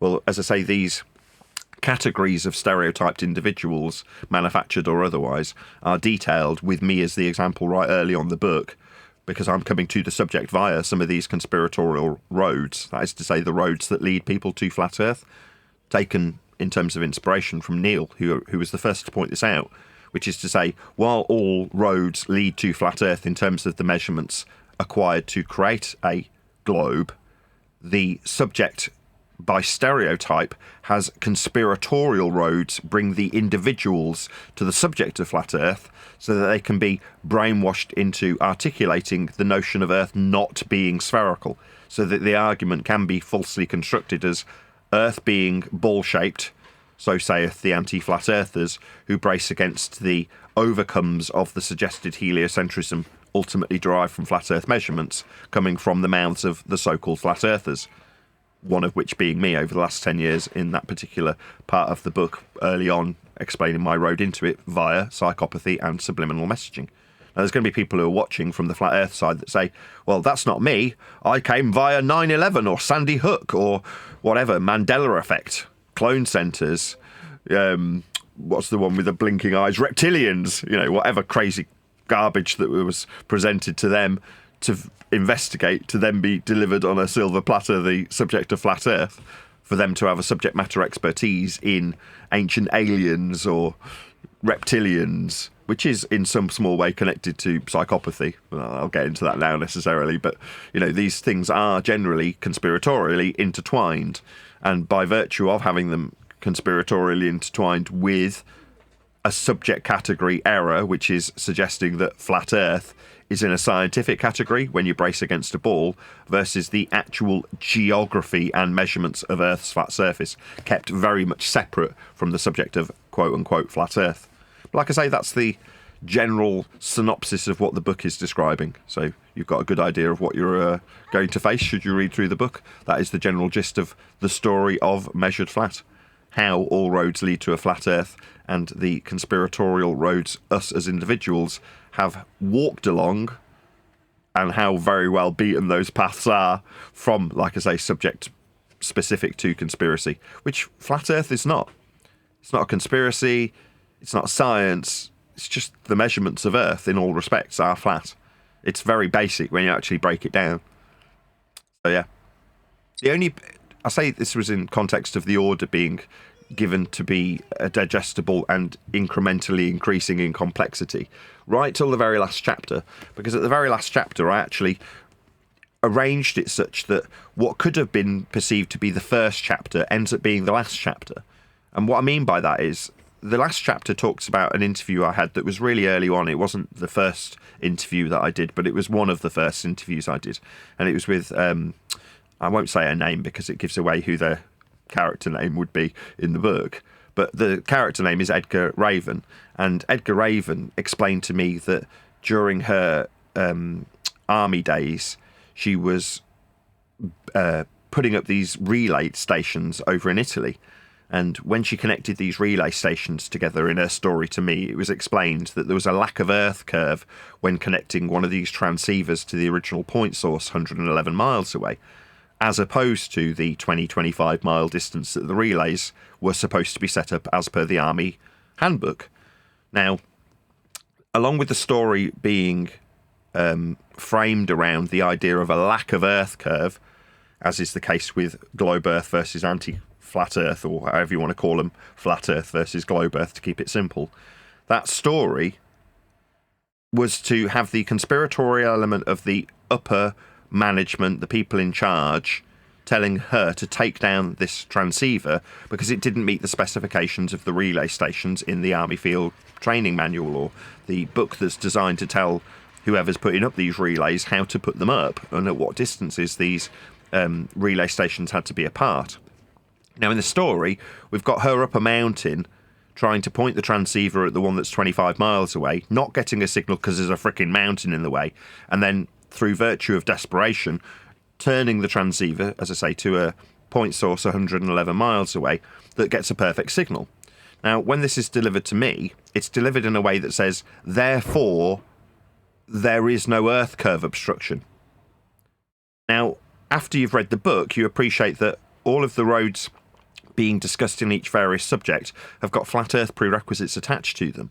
In that particular instance, I'm using it as an example to show that 10 years ago, the rhetoric was there's a lack of earth curve, keeping it in that earth is a ball, earth is not a ball paradigm by manufactured stereotype with telescope viewing, fart sniffing, neckbeard dweebs at the bottom of the barrel of society versus an engineered pot smoking hippie conspiratard to brace against that's, in the public's eye, slightly lower than the fart sniffing dweebs. Now, that idea of fighting against the lack of earth curve positions the story of flat earth in a conspiratorial bracket. And as I say, with the people being of a conspiratorial nature led to that subject, it's easy for the public as an onlooker to see the subject of flat earth being a conspiratorial subject. But on reflection, 10 years / 12 years down the line, you can take that story and just identify the flat earth prerequisites in it. So how high is Robin Edgar up the mountain? Well, up the mountain is a flat earth prerequisite of altitude. How far away is the relay station that she's supposed to connect to? 25 flat linear miles measured with respect to a plane. How far away is the original relay station that the source comes from? 111 flat earth linear distance miles. In other words, when you tell the story with a slightly different spin on it, none of the actual story of it not being a globe is required, because every single measurement used in the story was flat earth by prerequisite. To tell the story of it not being a globe, you required flat earth measurements to tell the story, making the necessity to tell the it's not a globe bit completely redundant. And that's where we're at now. Like, we could tell you a story about the distance to a geometric horizon being 1.22 times the square root of the observer's measured height off a flat earth, giving you a flat earth measured linear distance that you can compare to the maps and the map scales. But why would you when you've got flat earth measurements of distance and flat earth measurements of altitude and flat earth measurements of sea level and flat earth parallel eye levels? You don't need anything else. You don't need a story to go along it to say Earth's not spherical when Earth's just measured flat. Now we just say distance, you say? Nathan, real quick, measured flat in chat says he's having a problem with the affiliate. It's not working. Well, he has to get it approved. So if you want to become an affiliate link, again, I'll just plug it. So if you did want to earn 30% out of selling my book, that is to say having a link to the book as an affiliate, there's a link underneath the video. So in the info box, you can click on that link and you have to be approved by the publisher. So you send through an application. It's a couple of clicks. It's just name and address, I think, and an email, and that's about it. Not name and address, just name and email address. And then the publisher will get back in touch with you with a password and an account. And then you add your banking details, and that's it. Every single time that somebody clicks on that link to buy a copy of the book, it's not immediate, but like within a couple of days, the 30% that you get from selling it just goes into your bank account. So that's already been tested. My wife set herself up as an affiliate link, and I've started promoting that. Is the link that you get is actually my wife's affiliate link. So she gets the payment for those sales via that particular link. but it just goes into your bank once approved. But it's not an instant process. It's not like you go to the website, sign up, and immediately you're an affiliate. You do have to have, Chuck, his name is, go through it and check you, validate you, and then send you out a password so that you can become an affiliate link. And then you get a QR code and a link so that you can start selling the book that way. But like I say, there's been plenty of people. There's been a couple already who have successfully signed up as affiliates. But I know that there's going to be people. There was one in the chat a minute ago, 007. Shout out to you, my friend. That's Rich, over on the 00, and it's OH7 channel. And he was saying exactly that he'd like to become an affiliate link. An affiliate rather, and get a link so he can sell the book when he does his live streams. And I've sent him a link to the book to purchase if he wants to do it now. But he's also on the list to get a press release on the mail out. So there's going to be people that are informed that the book's now available, but will also be contacted about me coming onto their show. Rich is one example of it, and he's in the chat now saying woohoo. So yes, very pleased to see him. That's fine, but why we got scumbags like Roger Ledwell sharing the link to many different people that are getting the book for free? What is he, a scumbag? What do you mean getting it for free? Free book is available. Links are everywhere. Roger showed me where to get it. He's a piece of shit. I told you he's a piece of shit, but you didn't listen to me. I mean, if there's people out there stealing from me, I can't help that, right? There's going to be piracy. So people are pirates, scumbags, thieves, con men. And if you're one of those people, hopefully you burn in hell for it. But, you know, the reason for producing a book is twofold. One, so I can get my name out there more, because there's a promotable product to actually put in front of people and sell.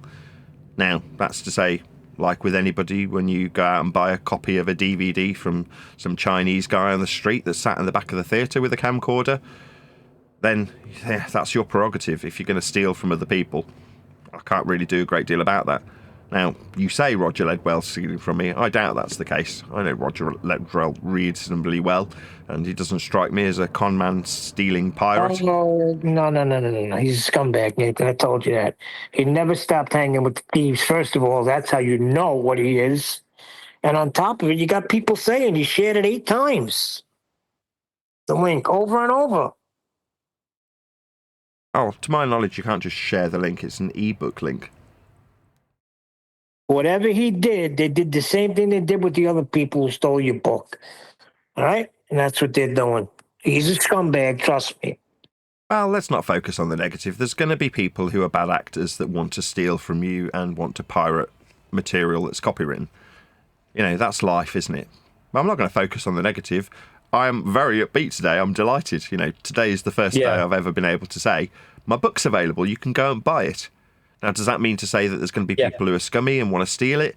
Yeah, there's going to be people who are scum that want to steal from you. Okay, I mean, like I say, I'm not going to concern myself massively with thieves and pirates. Those people always will and always have existed. You know, if you're one of them, you should feel ashamed of yourself. Like, the purpose of doing the work was to feed my kids. That's the only reason I'm sat here now. There's going to be people out there that would rather see me burn in hell than have their religion of a ball challenged. And that is something I have to cope with as well. But, you know, like I say, I don't want to focus on the negative. It's a day to celebrate. I'm very proud of my achievements in this regard. And there are people who actually want to legitimately buy a copy of the book. Yeah, couldn't agree more. No negativity today. You sound over the moon with it, telling your voice and the way you're promoting the book. Fantastic. Great day. So let's keep it upbeat and happy. Exactly. And it's nice to just be able to finally reference sections in the book. There's going to be points moving forward, either on other people's show or on Flat Earth Debate, where a specific section of the book comes up to be discussed. And it can be referenced. I can say, you can read all about this in chapter 7 of my book, Measured Flat, available below. And then detail the example specific to the debating point. Now, I can't wait to do that. That's something that I've been itching to do. And I've kind of hinted at it before. Like, in my upcoming book, I do cover this in X chapter.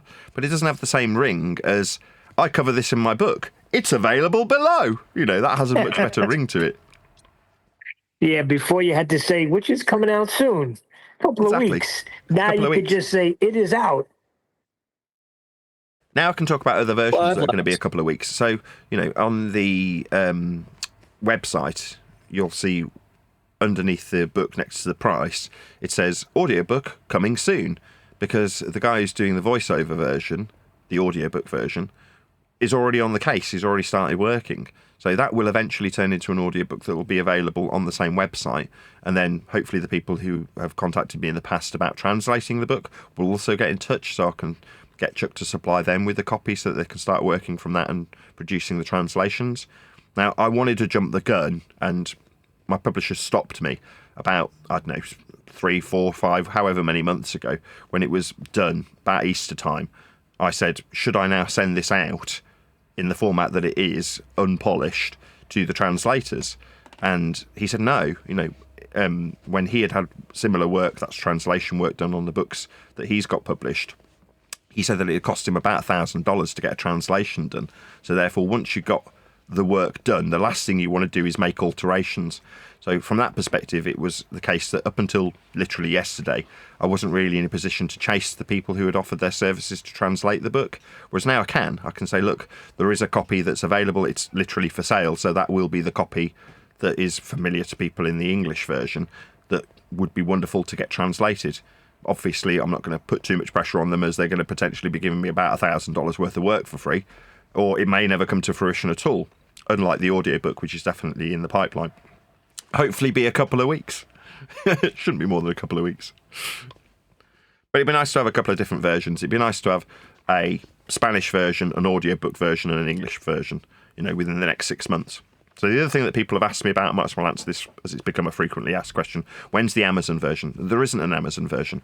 As it stands, it is exclusively an ebook only. So if you do want a copy of it, that's how you get it. You download it as an ebook. You need an ebook reader, like a Kindle reader, in order to read the book. For now, that is all there will be. And what's in the pipeline isn't the Amazon book. I mean, maybe I'll do a hard copy of it down the line, but it is just a maybe. As it stands, it is exclusively available via the site on the link below this video. Same for the affiliation. If you wanted to be an affiliate, that's also a link below. Might as well plug it as I'm talking about it. And in the future, what's coming up isn't necessarily a hardback or paperback version. It's an audiobook version, or a translated Spanish version, or a German version, or whatever I can get it translated into. So yeah, hopefully those versions will be on the horizon, and certainly the audiobook will be up and coming. And I would hope that's reasonably popular, because I think people are busy and they like to be able to Bluetooth the audiobook to their car and just listening to it when they're traveling to work or whatever, or on the train, or wherever people listen to podcasts as opposed to sit and read a book, if it's not possible, like if you're driving a car. So hopefully the audiobook will be imminent, a couple of weeks, and then that'll start selling via the website as well. So those are what are on the horizon, in case anybody says, oh right, I was hoping it would be a physical hard copy. Well, there isn't one. There is literally only the ebook version as it stands. So check it out, buy a copy. What'd be funny going forward is if you could just get somebody's voice that you wanted to use, like Neckbeard or Elderbear, to read it out. That'd be hilarious.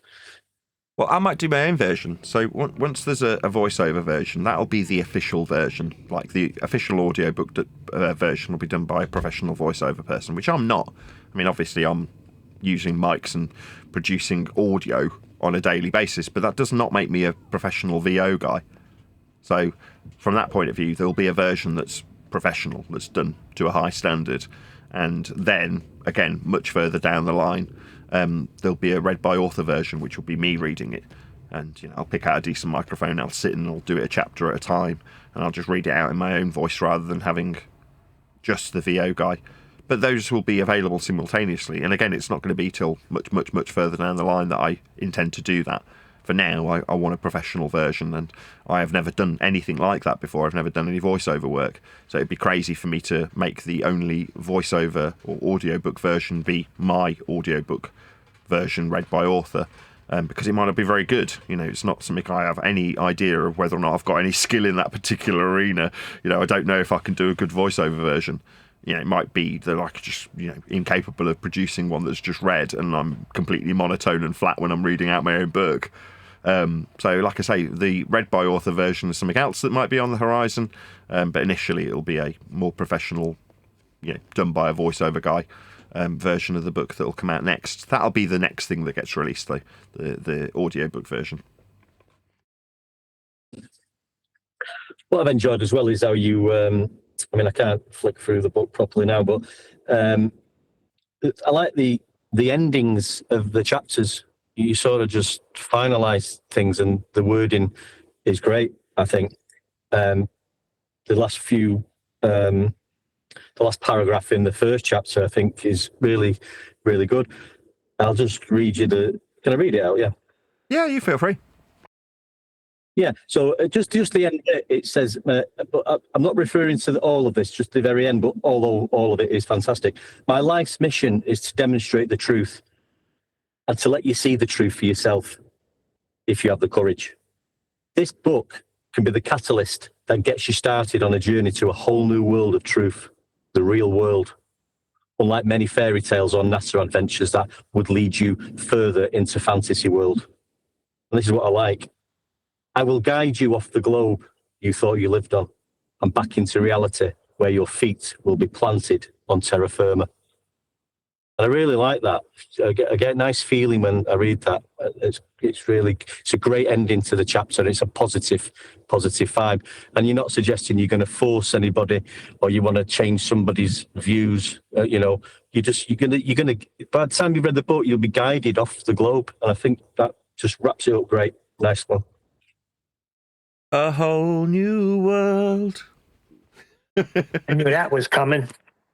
Oh, So nice. this takes you out of the fantasy and into reality. Excellent. And, of course, there's a conspiracy. What, And that is? A conspiracy for what? Well, I mean, it's been how many years? And you happen to be dropping this book, and I happen to be getting a good mic now all of a sudden? Suspicious. I mean... Very suspicious. I blame the Freemasons, or maybe the Illuminati, or maybe both. I blame the Jesuits. Jesuits, Illuminati, Freemason, all of the above. They are the hidden hand in all of it. It's all bollocks, isn't it? There is no hidden hand. No. I knew Eli was a Jesuit. Just going back to what you said earlier, though, Nathan, I think you got it. I don't think it was Neil who coined the phrase, about all conspiracies leading to a flat Earth. I think it was that guy Wondek who actually brought that up in the beginning. Neil just latched onto it, I think. Maybe. I do remember it being Neil that specifically drew that comparison. Like, we were already talking about all roads leading to a flat Earth because every time you investigated any suggested sphere Earth measurements, you'd find yourself going back down the timeline, like primary source research, basically. And when you got to the origination of the suggested globe calculation, which is what they always turned out to be, you'd find yourself at a flat Earth measurement. Hence the term all roads lead to a flat Earth, because all roads of inquiry, when you look at the measurements, lead you to flat Earth measurements. But what Neil did was different in terms of his description of how the people, the stereotypes, the flat earthers, arrived at this particular subject. There's a particular beaten path that they would walk down from reptilians. We just listed them, right, in parody. We're talking about Illuminati and Freemasonry. Well, these are subjects that seem to go hand in hand with the suggestion of the conspiracy of a flat Earth. Like, what conspiracy? We measure Earth flat, and the Jesuits, if you want to look at it in that way, have taken this information and put it into a mathematical construct called heliocentrism.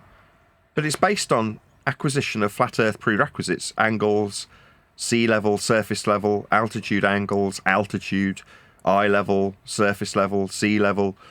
All of these things are, by prerequisite, the measurements that are utilised to create a globe. So throughout the book, that's what's being highlighted. You'll get a fairly complex expansion of how R values are utilised for sphericity, but also how flat Earth is measured to create those radial values. That is to say, the flat Earth prerequisites are highlighted every fifth sentence. You're going to get a constant reiteration of how flat Earth must be and is being measured. Much further down the chapter list, it highlights something we were discussing about a year ago called the rock and the hard place, which is to say that if you are a globe believer and you come across the current rhetoric being used on flat earth debate, you'll find yourself being confronted with your own use of flat earth measurements. Just go back through any of the last 3 weeks worth of debates in all the various different servers, and you'll see it happening time and time again. Globe Believer comes along and starts suggesting that they've got a globe earth proof, and what they actually present you with is a flat earth directionality, or a flat earth perpendicularity, or a flat earth planar measurement, or a flat earth angle, or a flat earth altitude, or a flat earth from sea level, or a flat earth eye level, or whatever it is that they're utilizing to create the idea, mathematically, that's calculating into existence, a sphere, by way of the flat earth measurements that all people are always using and always were, without any exception.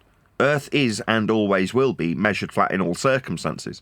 So it's worth going through the old school rhetoric of anti-globe rhetoric and pointing out where we, admittedly through ignorance, weren't paying attention to the flat earth prerequisites used in the suggested globe arguments. Yep. The minute you've got a prerequisite flat earth measurement, it's not an argument anymore. The globe is dependent on requiring those flat earth measurements to function, and when you're confronted with it, you've got a couple of choices. Relinquish all of your measurements used to create your ball, in which case you've got nothing to lean into at all, or accept that Earth is measured flat in your prerequisites used to calculate a ball into existence, undermining the ball that's calculated into existence by way of the flat Earth measurements you must accept. Again, that has a knock-on effect also. I don't know how much this is highlighted in the book, but my inconsequentiality to it, and yours as an audience member, or yours if you're on the debating panel in one of the Discord servers, you have no bearing on any of the earth measurements that are utilised by the Roman Catholic Church to create a ball for you to believe in as the one world heliocentric religion we are all currently subject to. Those measurements were and always will be flat. So you finding out that the globe you believed in was based on flat earth measurements won't change how altitude angles, coordinates, flight levels, sea level, surface level, altitude angles, perpendicularity for altitude itself, none of those things will ever change. Earth was, is, and always will be measured flat regardless of anybody's involvement. That is to say, it's been packaged up so nicely in that Earth is a ball, Earth is not a ball, anti-flat earthers and flat earthers in this section over here, that the geography of Earth measurements, admittedly stolen from or used by these two groups, is kept very much separate. That is to say, when talking about a distance to a geometric Earth curve edge horizon, nobody says, well, the distance is a flat Earth measurement and cannot be anything else. You're suggesting to derive a vertical drop from it. So it can't be anything other than a horizontal distance measurement. The minute you've got an Earth-based horizontal distance measurement, why are we arguing? There isn't anything to argue about. It's just measured flat. Yep. And the Greeks Nathan, all you knew could that. go back. Hold on 1 second. You can go back to one of your earliest shows, and I guarantee we're missing it there. Of course. Everybody's just utilizing it, and we're just not even seeing it.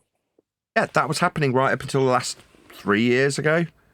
That was about the point that we started to recognise it. The point that refracted curvature, John, started to say to people like McToon and Ruhif, I'll concede every single globe Earth suggested argument you have.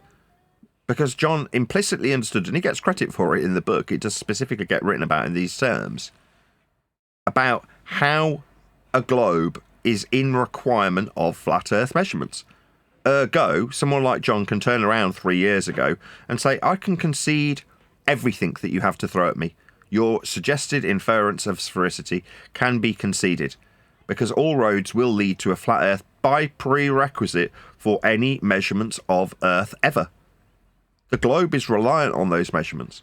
But prior to that, that was the start of us understanding the flat Earth prerequisite measurements that are being utilised. Prior to that, we were all more than content to whistle straight past flat Earth distances, to whistle straight past perpendicular flat Earth altitudes, to whistle straight past elevation angles and coordinate data derived from them. Everything about Earth and its flat measurements was ignored by us. So we could talk about conspiracies like 9/11, Sandy Hook, Mandela effect, no forests on a flat Earth. You name it, it got discussed. after utilising flat Earth measurements to suggest Earth's a sphere, to tell you how the sphere fails. But now we talk about, admittedly to our detriment here on Flat Earth Debate, how our own side, in name only, flat earthers, have become the very thing that they were bracing against for about 7 or 8 years. The fart-sniffing dweebery of looking through telescopes and describing elliptical orbital motion derived from flat Earth prerequisites and radial values measured off a flat plane.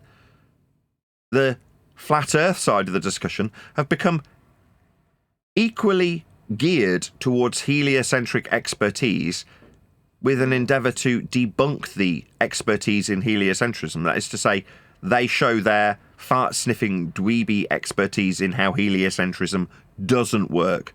Or to put it more concisely, saying Earth's not a ball, while people over here say, oh yes it is. Again, totally devoid of the geography and Earth measurements used by both sides to say it is or is not a ball, under the guise of I'm a ball-believing, globe-believing heliocentrist, or I'm a quote-unquote flat earther saying Earth is not a ball. Well, Earth not being a ball also requires you ignore that the ball's creation comes from flat Earth measurements.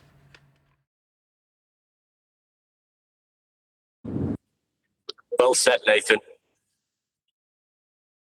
I just hope it sells now that it's actually finally freaking out. I hope a few of you buy it.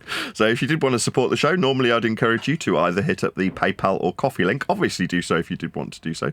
But moreover, buy a copy of the book. It's like under $15.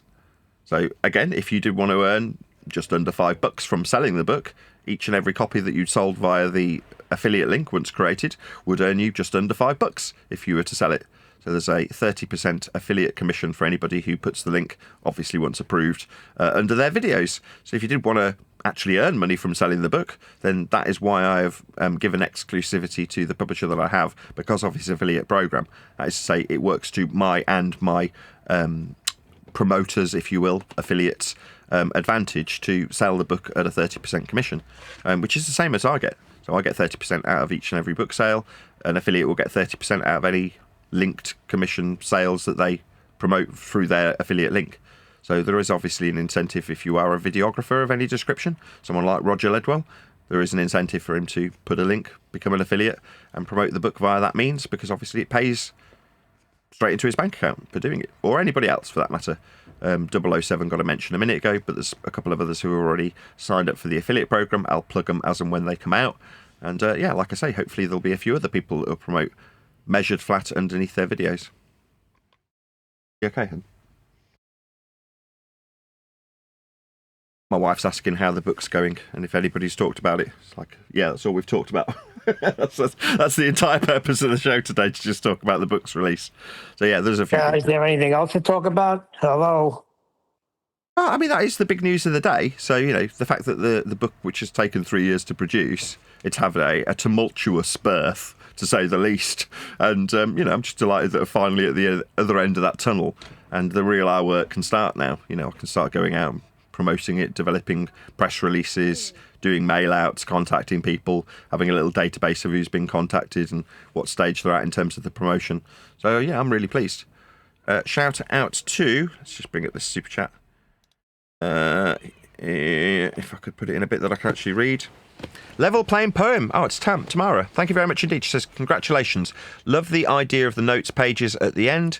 They'll be very nice in the hard copies. Yay. So happy for you. Thank you very much, Level Playing Poem, who bought a couple of copies. So I'm assuming that she's going to send one of those copies that she purchased to a third party that's not her. But like I say, last night downloaded a couple of copies for herself. Thank you very much indeed also for your PayPal donation to tell me that you bought a couple of copies, Tamara. Thank you so much. Really do appreciate the support. And indeed anybody else who's bought copies in the last, I don't know, 15, 16 hours or however long it's been available for. Thank you very much to all of you. Thank you very much for the super chat. Thank you very much for the PayPal. Thank you very much for buying 2 copies. Level Playing Poem. And as she is also an author and has her books available on Amazon, worth checking them out. If you want to go to buy Level Playing Poem's books of poetry, I have read several of them out that were sent with handwritten comments to me, my wife and both my daughters in all of the 4 books that I was sent. And check out Level Playing Poem's books available on Amazon. nice to be able to plug them for you as well on the day that I've got my book finally released tomorrow. So thank you very much. Another shout out to Level Playing Poem.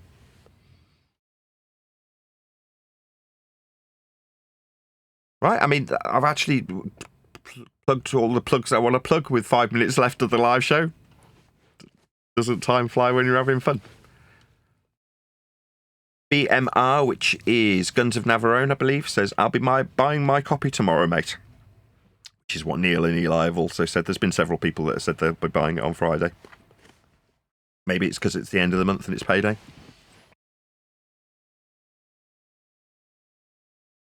Yeah, that's when I get paid. So unfortunately, I wanted to be the first one to buy a copy. But of course, it would be released when I'm on negative. But that's fine. One deck deserves it. You know, I came up with that. I realized that whole thing about the conspiracy and how all roads lead to flat Earth right after I came up with those 30 words. So I was really in a creative moment there.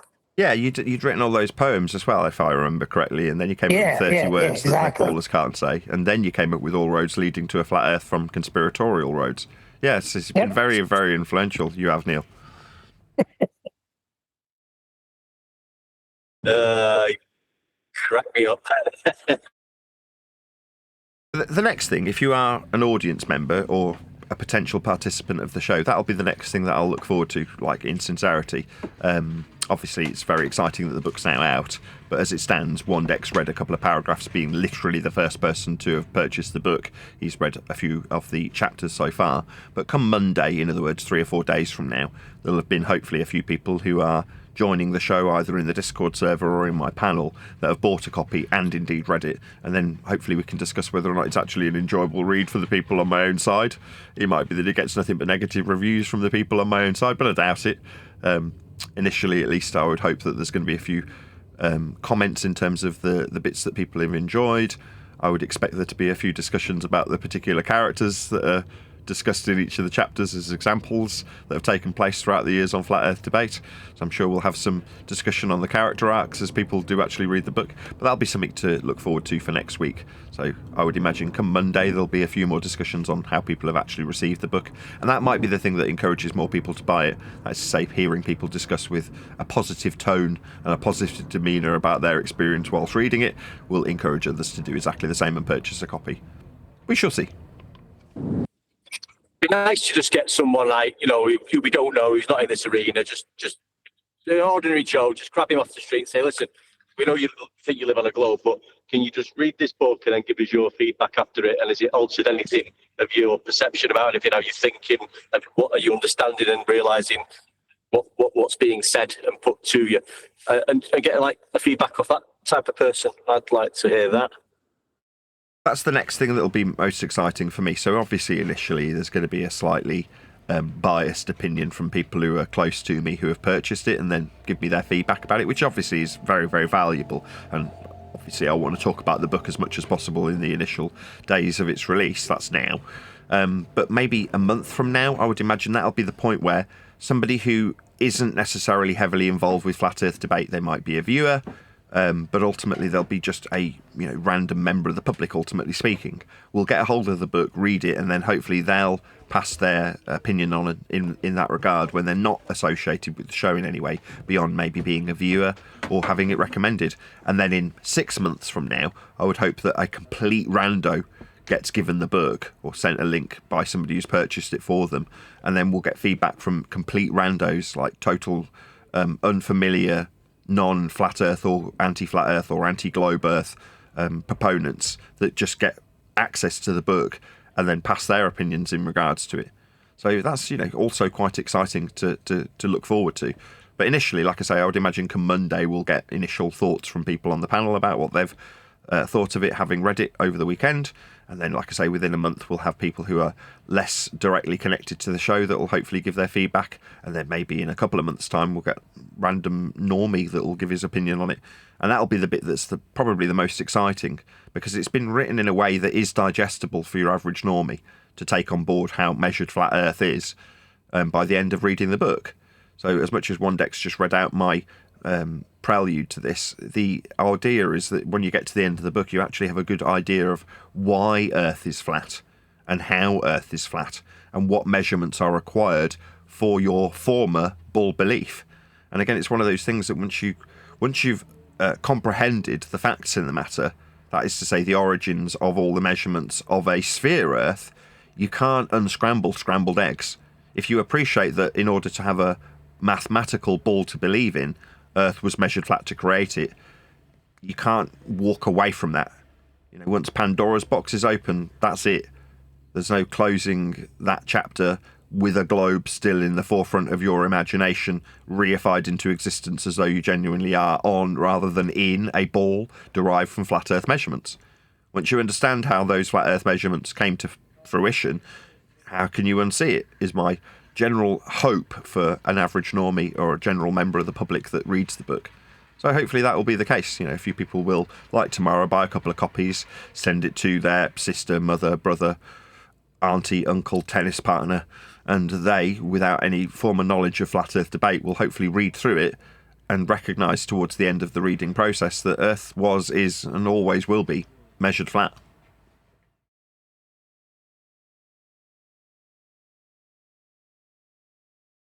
Yeah, we're coming up on the hour. Any other comments?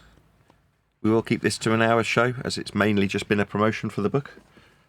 Hopefully a few people have seen that there is a link. Hopefully one of my mods can actually stick a link to it. If not, I'll do it before the live show ends.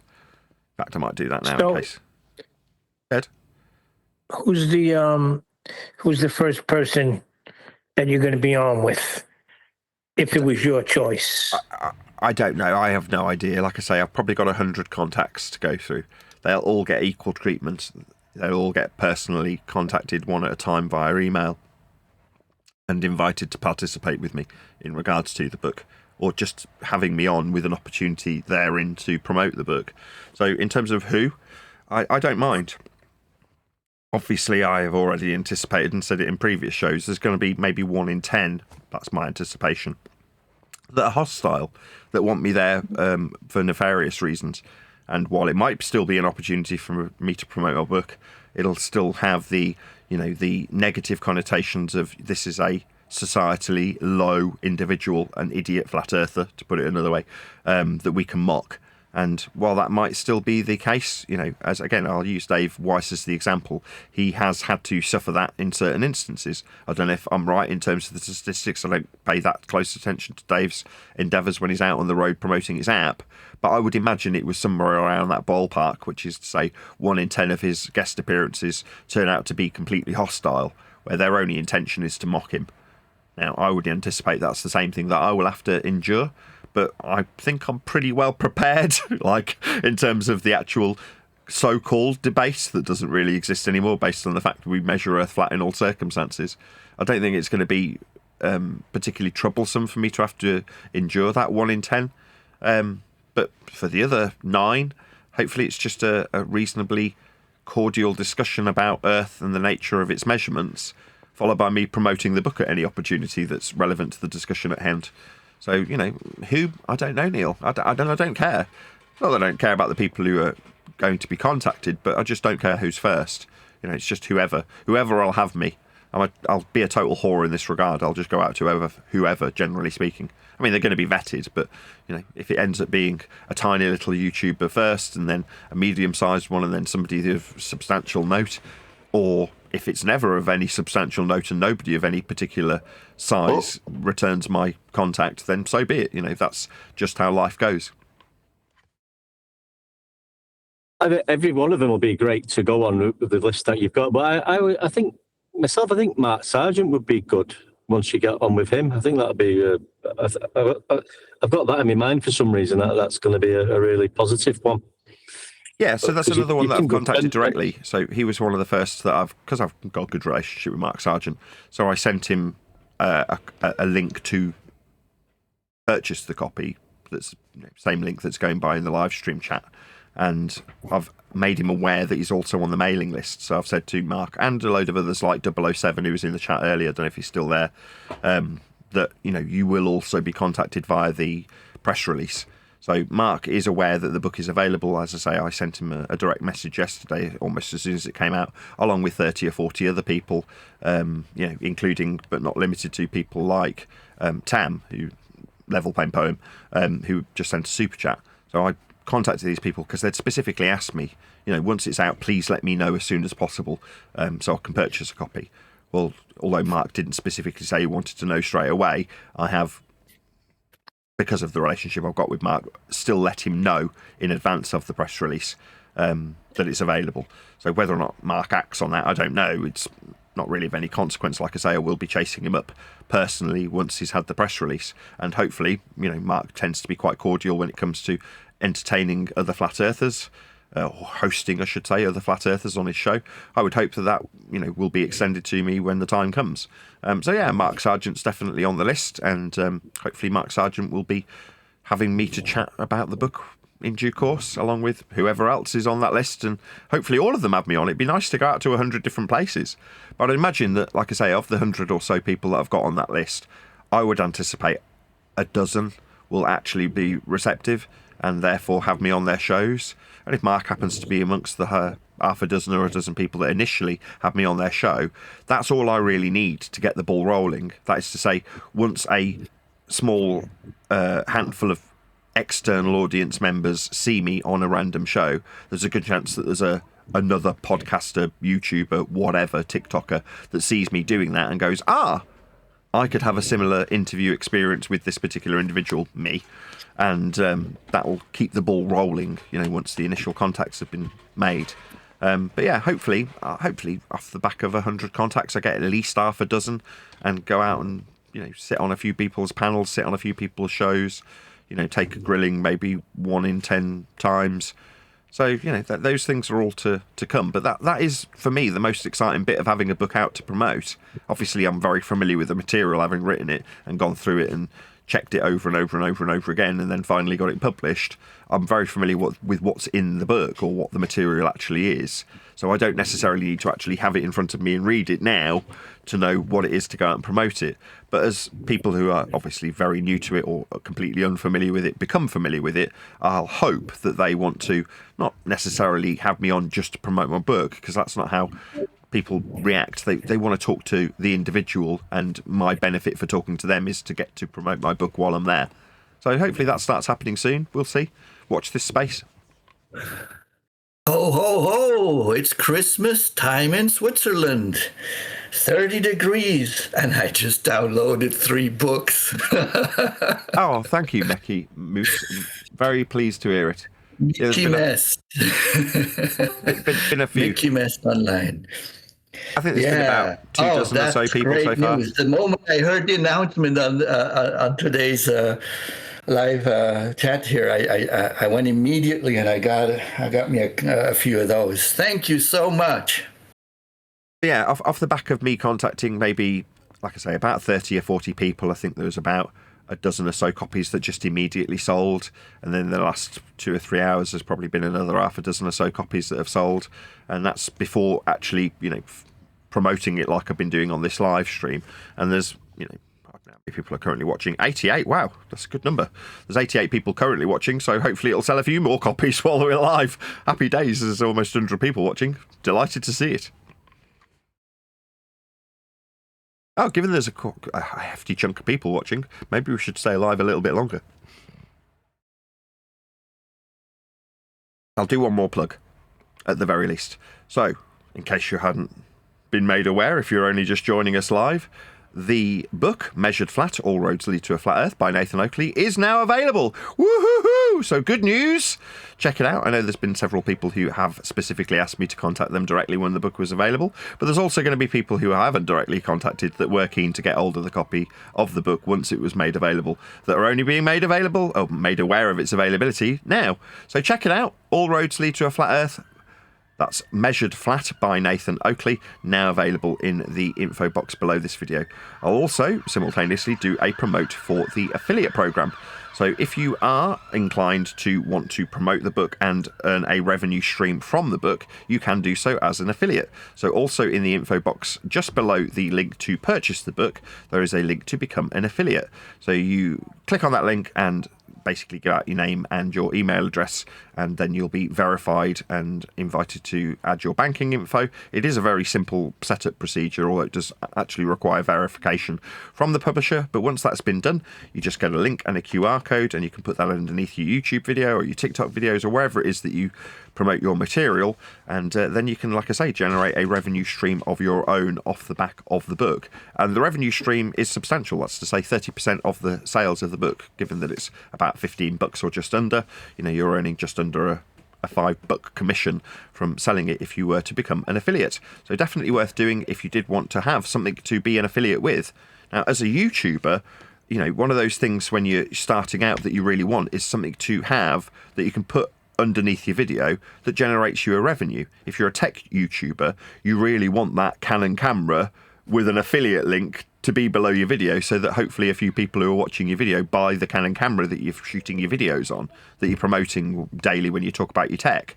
Well, in my case, obviously it's not tech, it's flat earthing, and the closest comparison is going to be something like this book. But if you're a YouTuber and you're like, yeah, I'd love to actually have a revenue stream coming in from an affiliate link that's underneath my video, but as a relatively smaller flat earth YouTube channel, there's a chance that you're not going to get that in a hurry from some, from Nike or Reebok or, a known name, a brand that's potentially going to be looking for videographers with hundreds, if not tens of thousands or whatever, lots and lots of subscribers and video views. Whereas if you're getting 300, 200, whatever view count per live stream that you're doing, then yeah, you might not necessarily garner the attention of a big promotional tool that can give you an affiliate link. Whereas it's nice to be able to actually offer that and say you can earn money from having an affiliate link, and maybe a 10-second plug at the beginning of a live stream might actually generate a reasonable amount of income for you as a YouTuber.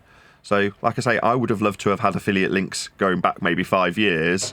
I'm fortunate that lots of people do support me via PayPal and buy me coffees, and I've got my beloved Patreons who keep the lights on. So I'm very delighted with that fact. So it's not necessarily the case that I needed to have affiliation in order to support the channel. But there are going to be people out there that do, and desperately do want to have an affiliate link to something that they can sell.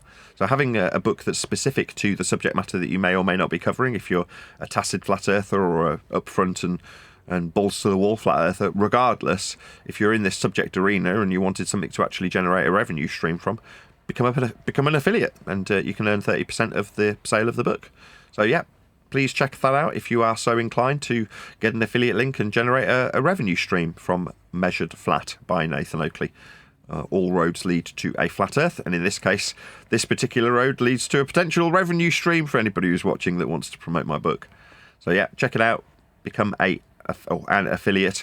Fill out the form via the link below this video in the information box. Leave your name and email address, and then you'll be contacted to be verified, give your banking information, and then you just get a link and you can publish that below your video, and you're a signed up bona fide affiliate that can generate a revenue stream from my book. Obviously, if you aren't inclined to become an affiliate, just buy a copy. If you are looking to purchase it, thank you very, very much in advance. And if you have just recently purchased it, if you're watching this later on down the line, thank you very much if you are one of the people who have purchased it initially. Long may it continue. Yes, and don't be in such a rush to end the show. I mean, it's a historical event. Okay, say again, Mickey. Oh, yeah. Please allow me to just add a couple comments here.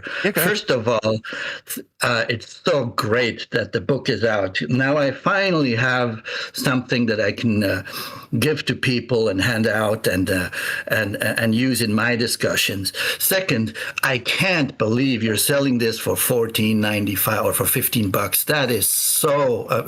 I was expecting a much higher price, knowing how much time and effort and detail has gone into this book. So wow. So yeah, I just grabbed a whole bunch of them. The next thing is when I downloaded it That's great, but is there a hardcover copy that can be ordered? I would love to have a hardcover, not one. If there were hardcover copies, I would love to order a bunch of them and send them out to my friends for Christmas presents and stuff, and birthday presents and things like that. The next thing I wanted to add is I actually purchased it over my telephone, and I'm curious if the additional downloads that I have available now, if they can be made from my computer from another computer, because I didn't actually get a purchase email back, or not yet. I mean, I just purchased it. Maybe that will come later. And last but not least, guys, it's Christmas time in Switzerland. Nathan's book is out. Yes. Congratulations, everybody. To answer your questions, at the moment there are no plans to have a hard copy book. There might be in the future. Initially, it is only available via an ebook version, which is what is currently available and only what is available. So the downloadable version is all that's currently available. On the horizon, hopefully there'll be some translations, and currently in production is an audiobook version that will also be downloadable via the same means in the not too distant future. So that is initially at least the priority. So obviously getting the ebook out was the main priority. Now that's been done, the next thing will be the audiobook, and once that's done, the translations. Once they're done, maybe I'll consider putting it out as a hard or paperback version, but for now there aren't any plans on the horizon, at least in the immediate future, to do that. As disappointing as that may be, that is the exclusivity that I want the book to have in terms of the publisher. So when it was first put to me to do this by 10th Man, and indeed by the person that's actually published it, whose name's Chuck, that was what was offered to me, and I want to honour the exclusivity that is, afforded me by having it only available on a particular place. Now, does that mean that I won't go to Amazon in the future and essentially cut out that particular individual who's given me such support to get me here? Then maybe I'll do that. He has certainly hinted that I'm within my rights to do so, but I just don't want to. I'd rather give him exclusivity given the amount of support that Chuck's offered. So out of to honour the fact that he has helped me get to this stage in the first place, no, it will exclusively be available as an ebook. In terms of the price, I could have priced it higher. I took the lead in terms of what to price it from the publisher. That is to say, he, having published plenty of books already on his website successfully and made lots of sales from them, is well aware of what the right price point is. I don't know what the right price point is. I've never published a book. He has. Therefore, when he asked me, when he said, I'm suggesting put it out for just under $15 or $15, it's maybe £12 or something like that. Then, what do you think of the price? I was like, if you think that's the right price, then that is the right price. You know better than I. And so far, the feedback immediately has been the same as Mickey's feedback. Brilliant. I was expecting it to be more expensive. It's relatively cheap. So, it's an affordable price point. I want people to buy it. Now, as I said earlier on the show, although a bit of a downer, there's going to be people out there that want to steal it in spite of it not being very expensive. So be it. That's just people's scumbaggery, and piracy is something that everybody has to face at all levels, even when you're a huge film producer and you've got multi-million or sometimes billion-dollar box office revenues that are being generated by this stuff. People are going to go out and steal your stuff. I'm very familiar with even people who are the closest to you betraying you and stealing from you. That's life. But like I say, to encourage people to part with a few quid, it's better to have it priced at a point that is easily accessible by all. And I don't think $15 is going to break anybody's bank. Now, could I have priced it at $39.59? Yes. Will the hard copy, if there ever is one, maybe be at that price? Maybe. But like I say, initially, I think people will look at that price and go, no, that's peanuts. It's not going to break my bank. Now, I think people would have been a bit more cautious. Even if it was at $20, people would have gone, I don't know, do I want to spend $20 on an ebook? Now, don't get me wrong, there are other ebooks on the website that are priced at $19 or $19.97 or whatever it is, and more power to those particular authors. Me, I do want my book to sell in reasonably substantial numbers, and I think pricing it competitively will achieve that.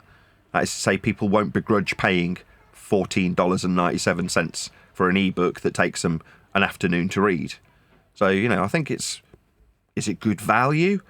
You can only answer that once I've got a few comments in terms of reactions. I would like to hope people will perceive the book as being good value. What was the other question? You had one last question. I've forgotten the final question you asked, Mickey. Was there another question, or did I cover it all? No, you covered all those questions. Yeah, you got it. You got it all. But now that you double back on another question, how about gifting the book? I'm looking at the purchasing process, and I guess I didn't see that. Well, you can still gift it. So you get a download link. Obviously, if you download it for yourself to read, if you've got Kindle or whatever, you can still share it amongst your own computers with one copy.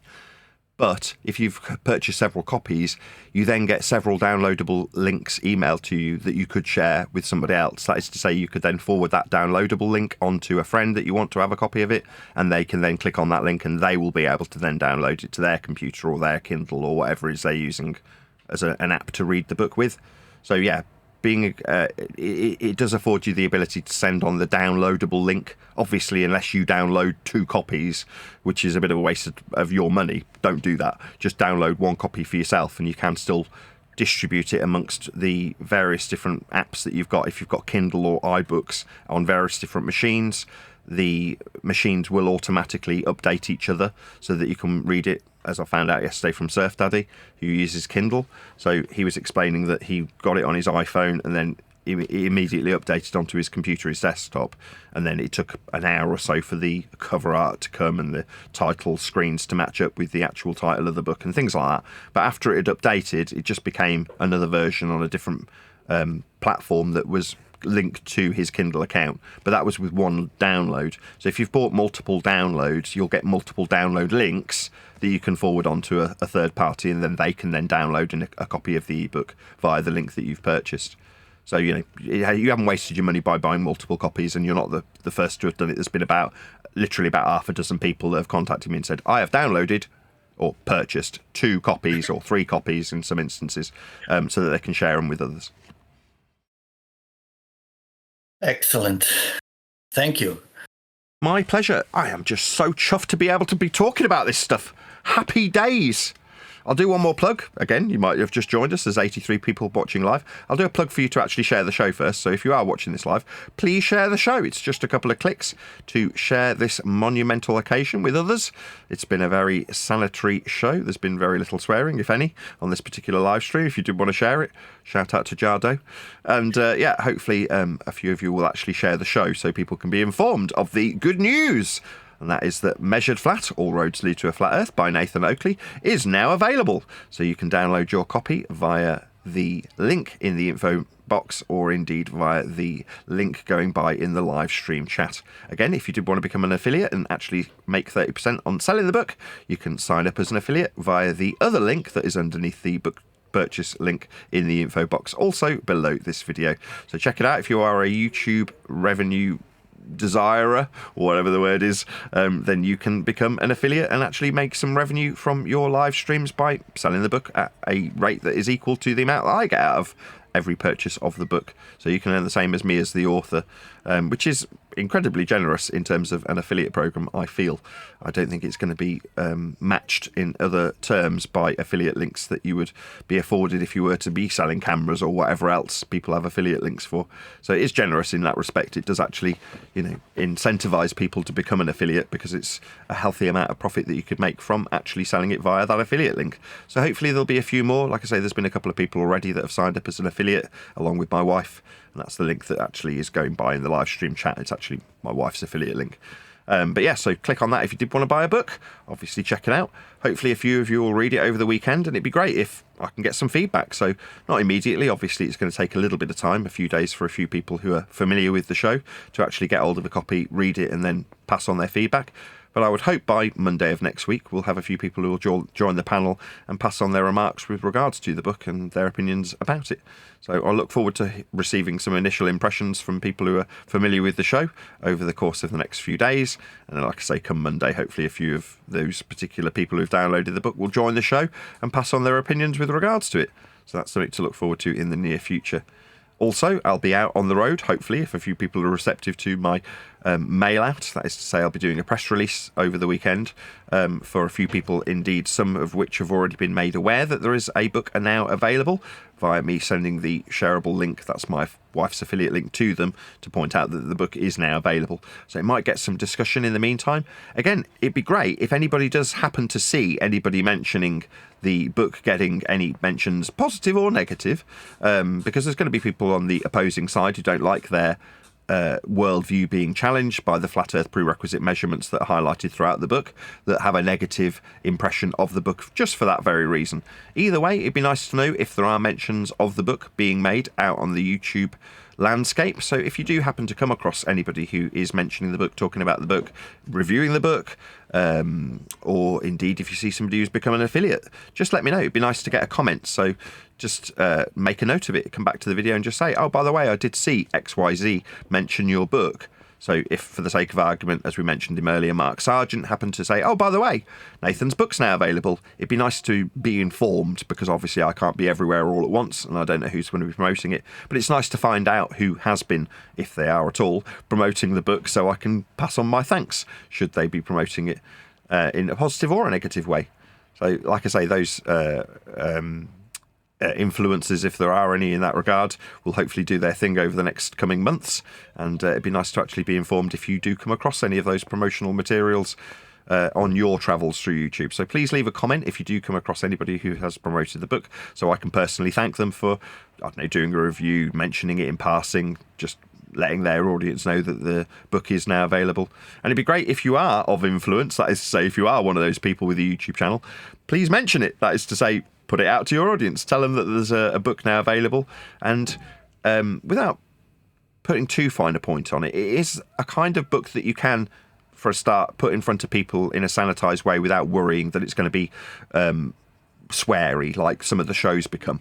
It is very sanitary in that regard, so it's a shareable book. If you were to put it in front of somebody who is a bit more faint of heart, let's just say, they would still take pleasure from reading it, or displeasure, depending on your disposition towards a ball and your dislike of the flat earth measurements that create it. You might necessarily react in a very visceral and negative way towards the book. But regardless of your positive or negative impression that you get from reading the book, it is, in my humble opinion, a way of disseminating the information to a third party about how flat earth is measured by prerequisite, and indeed to create the heliocentric worldview that most of us have had at least at some stage of our life. So if you are one of those people over the last 6 months, a year, 2 years, that have said, what I want out of your book is the ability to pass it on to next man, have them read it, and have them appreciate by the end of reading it that Earth's flat. Now, it might seem obvious, but that isn't necessarily the case with all publications. Not all publications will leave the reader knowing for sure and without a doubt at the end of reading the book that Earth is in fact flat. Whereas I can put hand on heart and say, at the end of reading my book, you'd be hard pushed to not recognise how flat Earth is measured, because it's, like I say, mentioned about every 6th line by highlighting a prerequisite flat Earth measurement that's used when talking about globe Earth concepts, globe Earth derivatives, and ultimately flat Earth measurements that create them. So it's going to be hard for anybody who's reading the book to not recognise just how flat Earth is, having read it. That's good. So I'll just do one more plug. Check out Measured Flat. It's available now. Links in the info box and going by in the live stream chat. I will round out in a minute because we have done an hour and 25 minutes, which I think is a little bit more than I'd anticipated, but it's nice to be able to plug the book repeatedly. 84 people watching. Please share the show if you've not done so already. Any final comments before we move to the after show? So, with that, I will say, if you are watching this on either Nathan Oakley 1980 or Nathan Oakley Primary Streams, then stay tuned, as there will be an after show to follow. Things. He's an outright scumbag. Listen, if you can't, I don't even want to bring up the others, but that was where it all started from. He still keeps bad company. And when you're keeping that company, I don't want to have nothing to do with you. I Nathan, are you saw Jen there? up in there. Yes, Mickey, what did you say? Yeah, Jim's there too. It must be such a relief to you also that finally, because this has been going a long time talking about the book, answering questions about the book. And now finally, it's out, it's there, it's done. God, you must be feeling very, very excited. Very, extremely. I don't want to say I'm overwhelmed, but I'm a little bit taken aback because it came as a bit of a shock. So on yesterday's show, I was being asked about it. And I was like, yeah, it should be out in the next couple of days. I approved the final copy yesterday or 2 days ago. I mentioned yesterday that it had been approved the day before. And then by the end of the show, I just rounded out the after show, and then I got informed that it was available. Like it was available to purchase.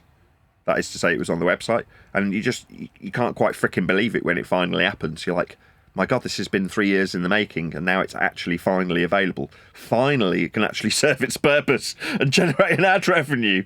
You know what I mean? Not an ad revenue. Generate a revenue stream. Obviously, in order to generate a revenue stream, it's got to be good. But yeah, especially after you're just like, well, is it moving the goalposts or just trying to relay information that you don't know the answer to with, it'll be another couple of weeks. Exactly. Relief of it's being delivered and there for people now. Yeah, because there's been an impression that it'll just never come to fruition. It's never going to be available. You saying it's going to be a couple of weeks is just your way of fobbing off the audience until they forget about it and then you can move on. Well, in reality, no, it genuinely has just been a long struggle to get it to publication. And now it is. I'm delighted. Well, and, regardless of anything, a chapter has closed and it's a victory. It's like a victory. And I hope you celebrate it as such, because it's really I'm just so happy for you, but also happy for me that I can have it, and read it and stuff. And yeah, it's just, like I said, it's a victory. And I hope you really embrace it as such, and don't let anybody take just even a tiny bit from that awesome feeling, And you were the one, happy. right? With the Providence. You said it was Providence, and I agree. Yes, I said that, that it was by Providence. Well, yeah, it would have been the case had I have not been unfortunate in the circumstances that befell me through betrayal, that the book would have been about housekeeping and heliocentric debunking, whereas as a consequence, it's now about Earth being measured flat for the heliocentric concepts, all of which was written in after the fact, after being betrayed by friends. So you go, yeah, it is by provenance. And it is unfortunate that I haven't managed to generate a revenue stream from it. But by the grace of God, people have continued to support me financially between saying that I'm going to make a book and it actually coming out. People have still been incredibly generous and they've kept the lights on. So you go, well, if my desire is to keep the mortgage paid, keep the kids fed and keep the lights on, I've achieved that regardless. I didn't need to have the book out. So it is by providence that it's now a better product for it. My hope is that a few people who are close to the show, like yourself, Mickey, will come along and go, this is perfect to share with my neighbour and let him know how Earth is flat. Because at the end of him reading it, he'll know it's flat. Because that's the main thing that people have said that they wanted out of the book. They want to be able to give it to next man and next man know at the end of reading it that Earth's flat. That's the number one thing people have told me that their number one desire is for the content. And I think I've hit that mark. I just don't know till I get some feedback. So you hope you've missed that. You hope you've hit that mark. No, you hit the mark because you talk about the measurements. So that's the only way to know. Well, when people read it, they'll what he comprehend means is you'll give a copy to your son to read. I'll give a copy to my son Jojo to read. We'll give a copy to the people who we kind of just, all right, you don't want to sit down and listen to anything. You don't want to hear the book. What do you think? Exactly. I think that's what Nick's talking about. Precisely, yeah, but Eli. Eli's hit the nail on the head. My son's going to say the same thing. Eli's hit the nail on the head. It's that neighbour that you talk over the fence to. And he goes, oh, you don't still think the Earth is flat, do you? And you go, well, it is. It's just measure. And before you finish the sentence, the guy's like, that's just stupidness. We already know it's a ball. Well, for that guy, you go, what's your email address? And he goes, this is my email address. I'm going to send you a copy of a book I want you to read. Oh, I see. So it eliminates the rumpussing because they got to sit down and read it. I got you. Yeah. Well, moreover, that person reads it and goes, yeah, I always knew that it was measured flat anyway. I knew sea level. That's the reaction you want to get, right? That person turning around and going, yeah, I always knew that was the case anyway. It's not like I didn't understand how elevation angles are measured. It's not like I didn't understand how sea level was made. That's the reaction I'm hoping for. Because it's phrased in such a way that if you're a fart-sniffing dweeb with a minor understanding of heliocentrism, it affirms your minor understanding of heliocentrism, but simultaneously points out the flat Earth prerequisite measurements needed to achieve it. So when I hear screaming in my son's room, there's 2 points in the sky. There's 2 points in the sky. I'll know he's reading a book. But 2 points what? Vertical with respect to surface level in a southward direction? That's correct, 100%. Yeah, but when you read that, you can't avoid the awful truth of what is the sky above you, measured from a plane, describing movements of lights used for navigation processes. Now, that's quite advanced and further down in the chapter list. You know, you're talking chapter 15, 16, 17, wherever it is, where you're talking about these quite complex concepts that develop heliocentrism. But throughout them, like I say, it does just boil it down to the brass tacks of how simplistic it is to summarise with the flat Earth measurements. And it is simple. The complex bits, the fart-sniffing heliocentrism that comes after the flat Earth measurements. But if you even have a vague concept of how heliocentrism is suggested to function, then you will and do have the comprehensive ability to recognise the flat measurements it's based on and understand how it's impossible to deny them. They're foundationally required. Yeah, I'll tell you what, because when I take them to work, the show's on, my son has been silent whenever you're talking about the measurements. It's only when we're getting to heliocentrism that he pipes up. But when you're focusing in on the measurements and how it's measured flat, there's just silence in the back seat. Well, there's not much you can say about them, and not much anybody can do to defend them, because it's back to rock and hard place. If you want to relinquish your utilisation of a flat Earth prerequisite that creates a ball concept, then you haven't got a foundational basis to make your ball concept suggested to be real, if you deny the measurement that created it. So what are you going to do? Where are you going to go? Well, that is the inevitability of the reaction of anybody who I hope, like I say, I'll get some reactions in due course, but that's the reaction that I want to hear from people. Yes, it was given to my sister. She read it, and at the end she was saying, yeah, I mean, I always knew it was flat anyway. I mean, it's not like I don't know what sea level is, or something like that. That's cool. I didn't know that. But we'll see. Like I say, the time will tell in terms of the reactions. But I hope I've done a good job. I hope I've paid attention to what people have told me that they want it to be, and I hope I've delivered on that. And, people get out of it what they hoped they would get out of it, which is a book that tells people Earth's flat. Sounds simple, but it isn't, because it's a complicated subject when you incorporate the fart-sniffing dweebery of the Roman Catholic rhetoric of heliocentrism. That is complicated. Just gravity alone, it's like a 15 or 16-page chapter. Oh, God. Please don't remind me.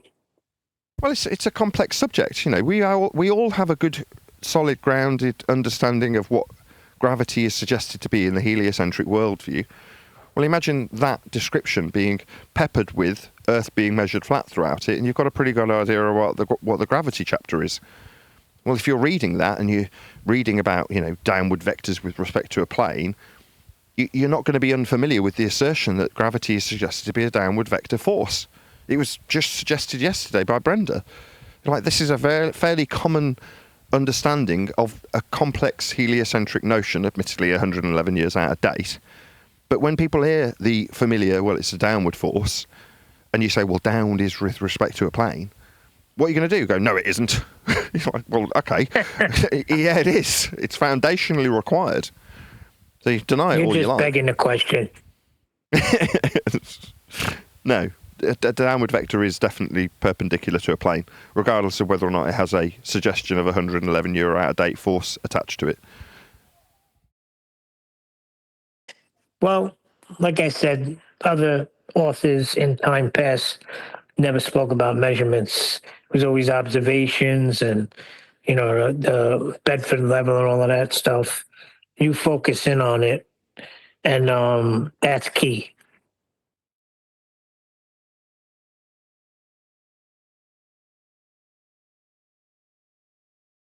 Yeah, well, I look forward to getting the feedback. Like I say, hopefully you guys will give the initial feedback early next week after you've read it. Yeah. The funny thing is you highlight the obvious. Isn't that something? I think getting a complex concept across to somebody requires it being boiled down to its most simplistic form. And I am fortunate in the respect that heliocentrism, in spite of being complex, most people think they've got a pretty good handle on what it is because it's constantly being brainwashed into them. So if the complexity of heliocentrism is perceived to be understood by the person reading it, then they can definitely understand the dumbed down version of the flat measurements that is affording them that belief. It isn't more complicated to understand a foundational flat Earth measurement. It's less complicated. It's less cognitively expensive to understand how flat Earth is measured to achieve a heliocentric concept than it is to just explain the heliocentric concept as a standalone concept. They'll speak about distance to set objects and height, and then they'll ask us for the measurements. Are you What's kidding funny me? is that, Eric Dubai, he has a few videos where he actually reads books about flat Earth that were written 19th century and stuff. And I was always wondering, why aren't there books, modern books, new books, so that we don't have to be victim to all these fallacies that are getting thrown at us when we're trying to have a discussion. And quite frankly, not everybody speaks as eloquently as Nathan, nor has the years of experience and background to handle a conversation or a discussion with these guys. And so I'm just so happy. And I'll be buying more of these books. They'll be going out. He's saying that he doesn't know if there's going to be a paperback or a hardcover. And in my mind, I'm saying, I wonder if I could do it myself with the ebook copy if I wanted to, make my own hard copy.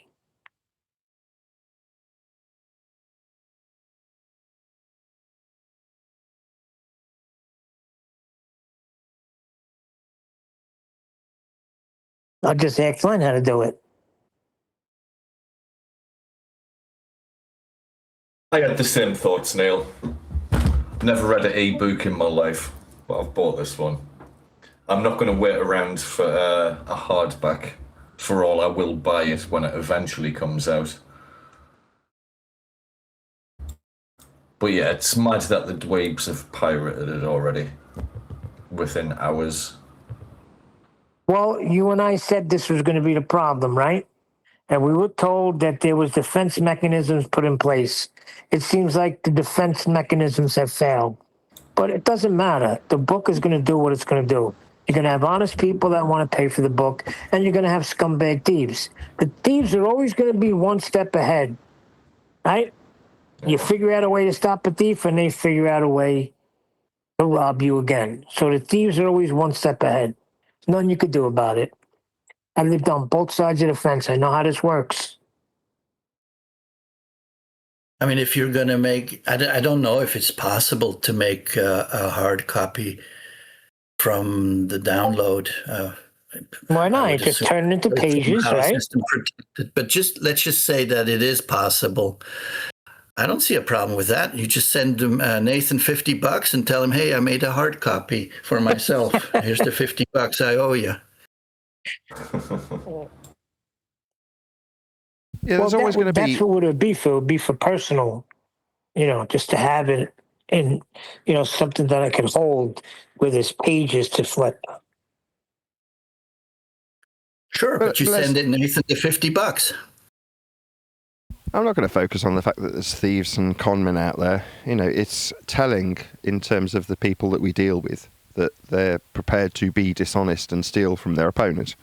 Like, if that's what you've got to do, then that's what you've got to do. But that just makes you a thief. If you want to steal from me, a family man trying to support his kids and family, then so be it. That, like I say, I can't control the scummy nature of our opponents. But that is telling to anybody who sees it. It's like, if you see somebody who's utilising a stolen copy, and it does make itself reasonably obvious, you'd be surprised. Like, if you try and pilfer the copy, it doesn't just allow you to just take a straight copy of it if you just highlight it and press copy.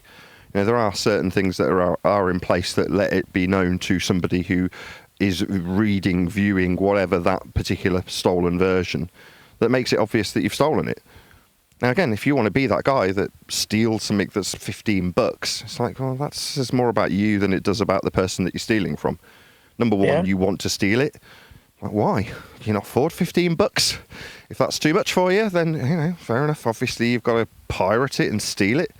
But these people are pretending that they're well-to-do. It's like, if you're so poor that you can't afford to pay for the book, but you want to read it, regardless of if you want to read it because you want to say it's wrong, you still want to read it. But if that means that you feel that you're justified in stealing it, then that just speaks volumes about the type of person you are. A thief. Yeah, when we did scores, it was not no $15 score. That's pathetic. If you're gonna take, you gotta take something worthwhile. What's wrong with these people? It just makes you a thief. Like, if that's what you want to do, then, like I say, there's going to be plenty of people out there that aren't so inclined. Like, can you just walk into a gas station and steal a keg of beer worth 15 quid? Yes, you can. But the majority of people don't want to be a criminal. They don't want to be a pirate. They don't want to be perceived as a thief. Now, there's going to be, like I say, people out there that go, I don't care. I'm more than willing to rip off an artist and steal their music and go to Pirate Bay and just download it for free because it can be. And those people have no conscience for the people who are, in that instance, making music. They just want it. It's like, okay, so you enjoy listening to Adele, but you don't want to give 10 quid for the Adele CD. How sad. That's just how some people are. I think in this case, though, it's a different breed of human being we're dealing with. The anti-flurfs. They're just trying to cause you damage. They're not doing it to give people who have no money access to the information. They're doing it to try and harm you because the malicious pieces of shit. They just want to hurt you, Nathan. This Uruguay guy, I don't know him from a hole in the wall, sends me a freaking message in Discord. I heard you want a copy of Nathan's book. I can give it to you for free. Are you freaking serious? So what you're saying is the unfuckable golem is also a thief. Okay, shocking. So now whenever we see Max, I'll be like, you're a thief. That's just a fact, isn't it? So not only are you a scumbag and no woman will ever love you, you're also bottom of the barrel societally because you're a thief. That's all you are, a pirate, a thief. Piracy is theft. That's all they've become. An interesting distinction there. Like if you go to Pirate Bay to download your favorite Metallica song, I mean, at least you're doing it because you love it and you're enjoying the song. But to steal a book, that's a different thing. And just to say, if I got 10 cents for every download or stream of my most popular song, I would be a multimillionaire. So you don't even have to go to thievery for that. It's enough that Spotify and iTunes. I got 1.2 million downstreams, and I got paid $1,000. Nice. Exactly. But like I say, I am more than content to now be able to identify these people as what they are. Nobody wants to be called a thief, do they? Like, that's why you raise your right hand when you're in court. Why do you raise your right hand? Well, because back in the day, you were branded a thief with the letter T stamped on your hand when you were caught stealing. That is what these people are admitting to. So it's like, okay, so formerly just an unscrewable man that no woman will procreate with, now you're a thief. You've branded yourself a thief. Why would you do that? Yeah. Literally every time he comes in from this point forth, oh, hi, Max, thief, common thief. That's all he'll get called. You're like, you want to identify yourself as a thief? Okay, but that societally is right at the bottom of the barrel, my friend. And it's not a shock. We already knew that they were bottom of the barrel societally anyway. They're dweebs. But you don't just want to be known as a dweeb. You want to be known as a thief as well. Okay, more power to you. You're now branded a thief. An ugly thief at that. Yeah, well, congratulations. If you were hoping to mark yourself down in societal terms as somebody that nobody ever wants to be around because you're not trustworthy, you're a thief, then that's what you've managed to achieve. Well done.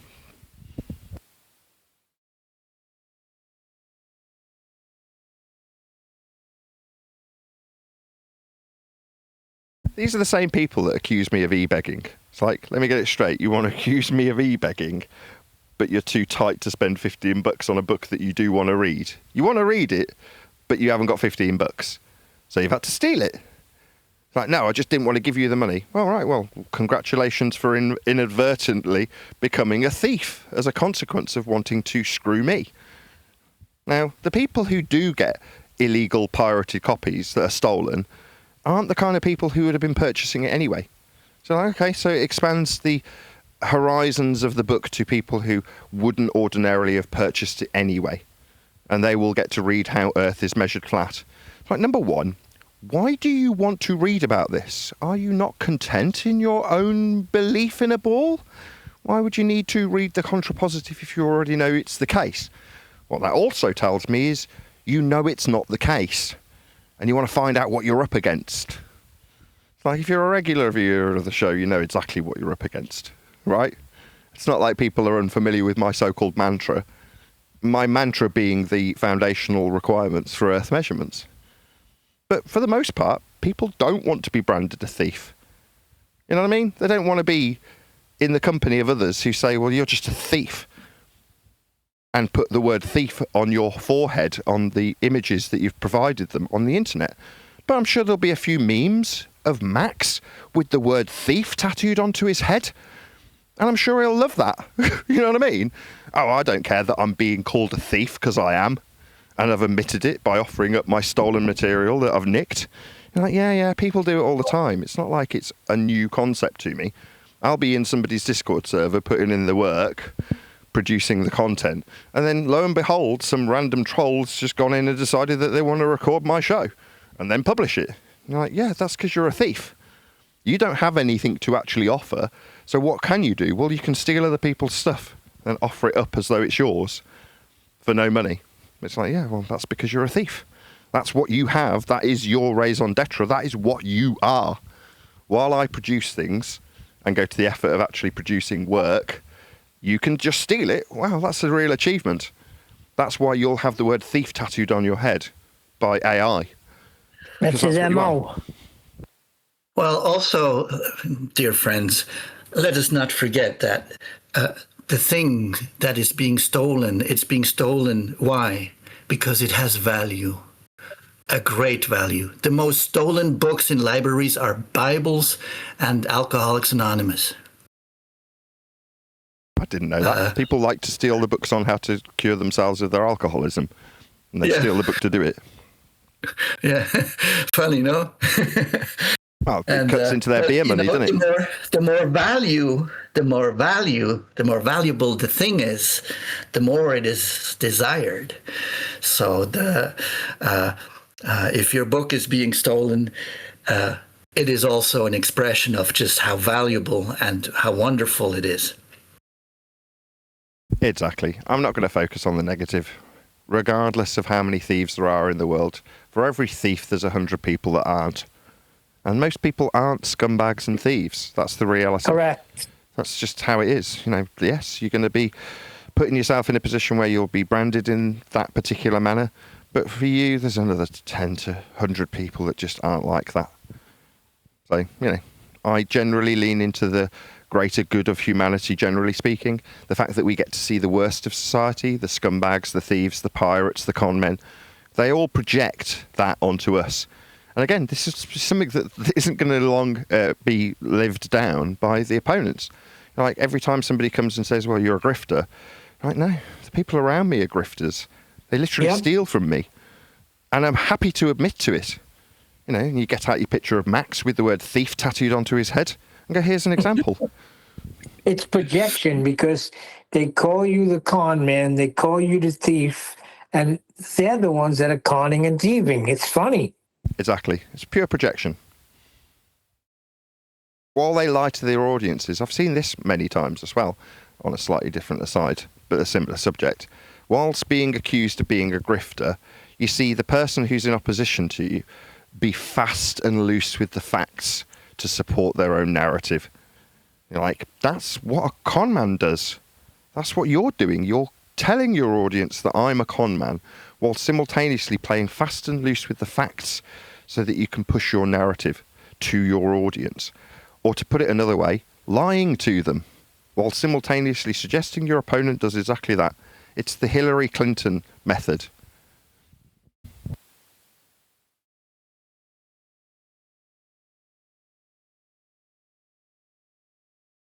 Anyway, not going to get down about it. I am delighted that it's out in any form, and there are going to be plenty of people who will support me by buying the book in a legitimate way, enjoying it, reading it, sharing it with others, recommending it, becoming affiliates to sell it, generating their own ad revenue from it. Yes, our opponents are going to demonstrate their scummy nature. That's expected. I have my neighbor, this guy Rylan. He's like one of them, like, very eccentric dudes. I'm going to give him a copy. I want to see his reaction. Yeah, on a positive note, that's the bit I want to actually talk about and look forward to. When people come to the show, and it will happen. It might not be soon. It might be a few months or even 6 months or maybe a year down the line. There'll be a random that comes on and goes, I got a hold a copy of your book because this person recommended it to me. So I went out and got a copy, or they bought me a copy, or whatever. By whatever means they'll have got, you know, a copy of the book. And then they want to share their experience of true conversion. The thing that I have been negative towards recently, going, I don't care if I convert you, the Earth's measured flat regardless of if I convert the numbers. And admittedly, for the first 5 years, that was the whole perception of flat Earth.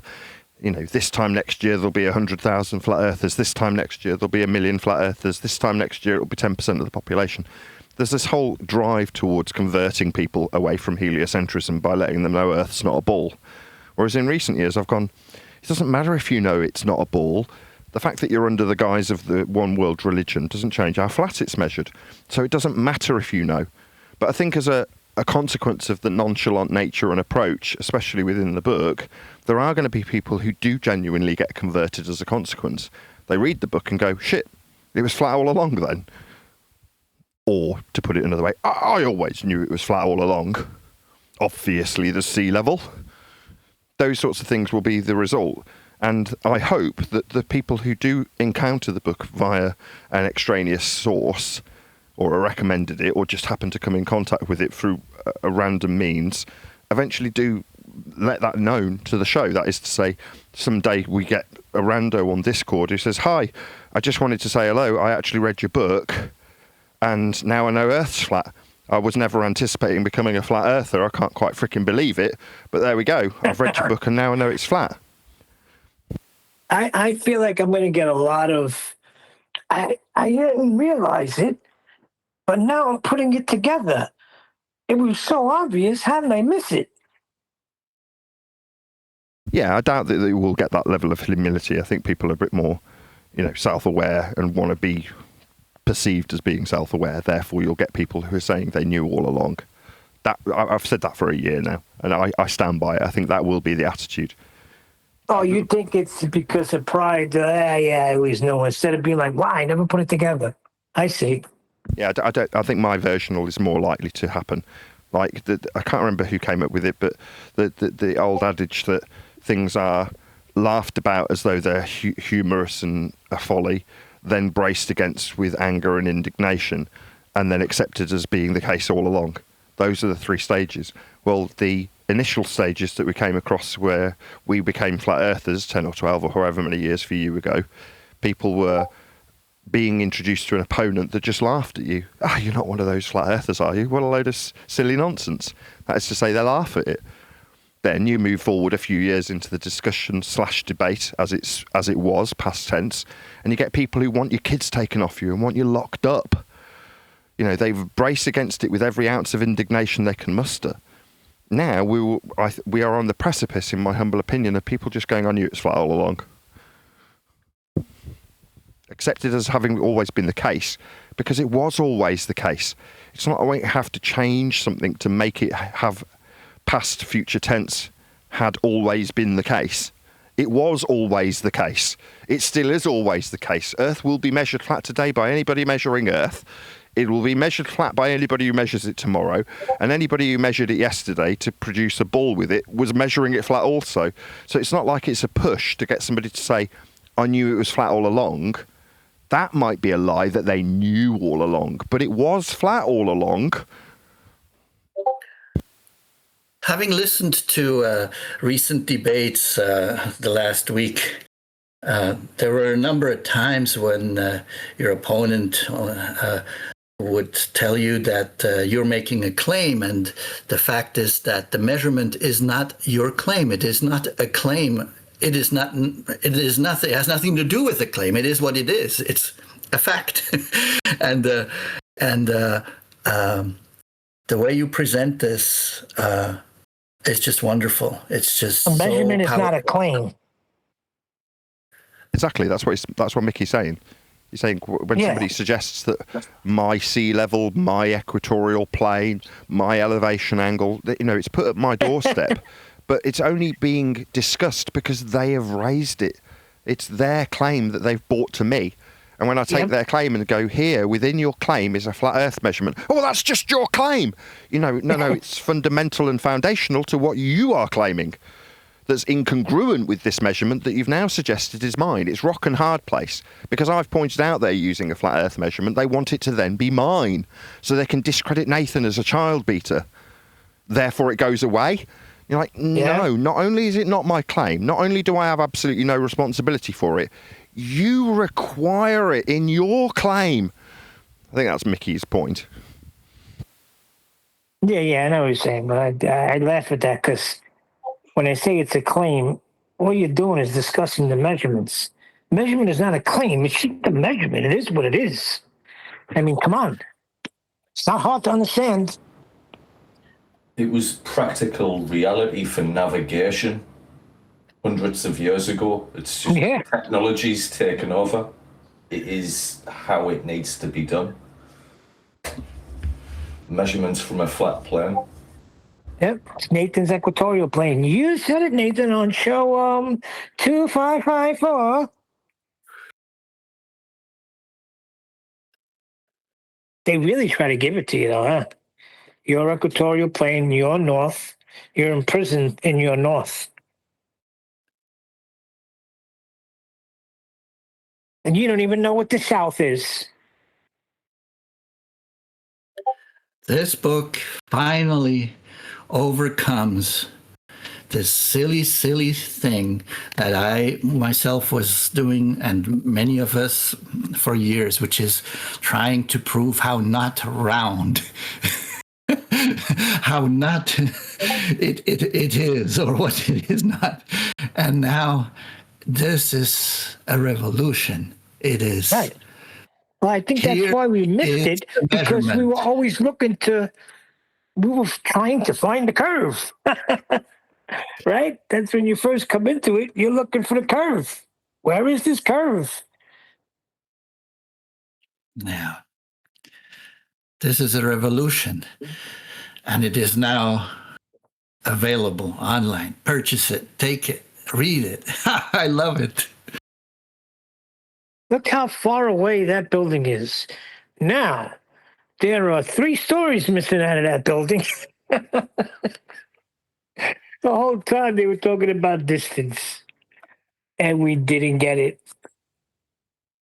Even the freaking black swan, even your 8 inches per mile squared, it's all flat. Just didn't see it.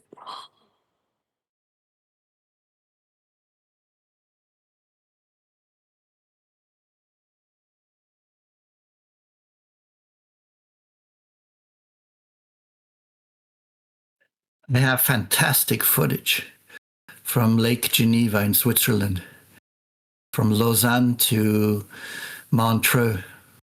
And, you know, there's like 2/3 of the tower should be gone, and I can see the seashore on the other side. And, but again, you know, I've shared this before here. When I showed this to university students that were jogging around the place where I was shooting this footage from, and I showed them, this one girl said, "There's a problem with your camera."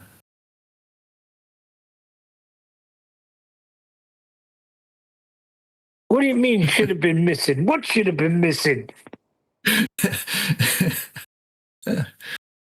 Well, anyways, you know, the delusion and the indoctrination sits deep, and it to me it appears the higher educated they think themselves to be, the more difficult it is. Just as it was in my case, it was very difficult. But you know, there comes a moment where, wait a minute, it's measured flat. What do you mean it's measured? It's not somebody making a claim. It's not a scientific experiment.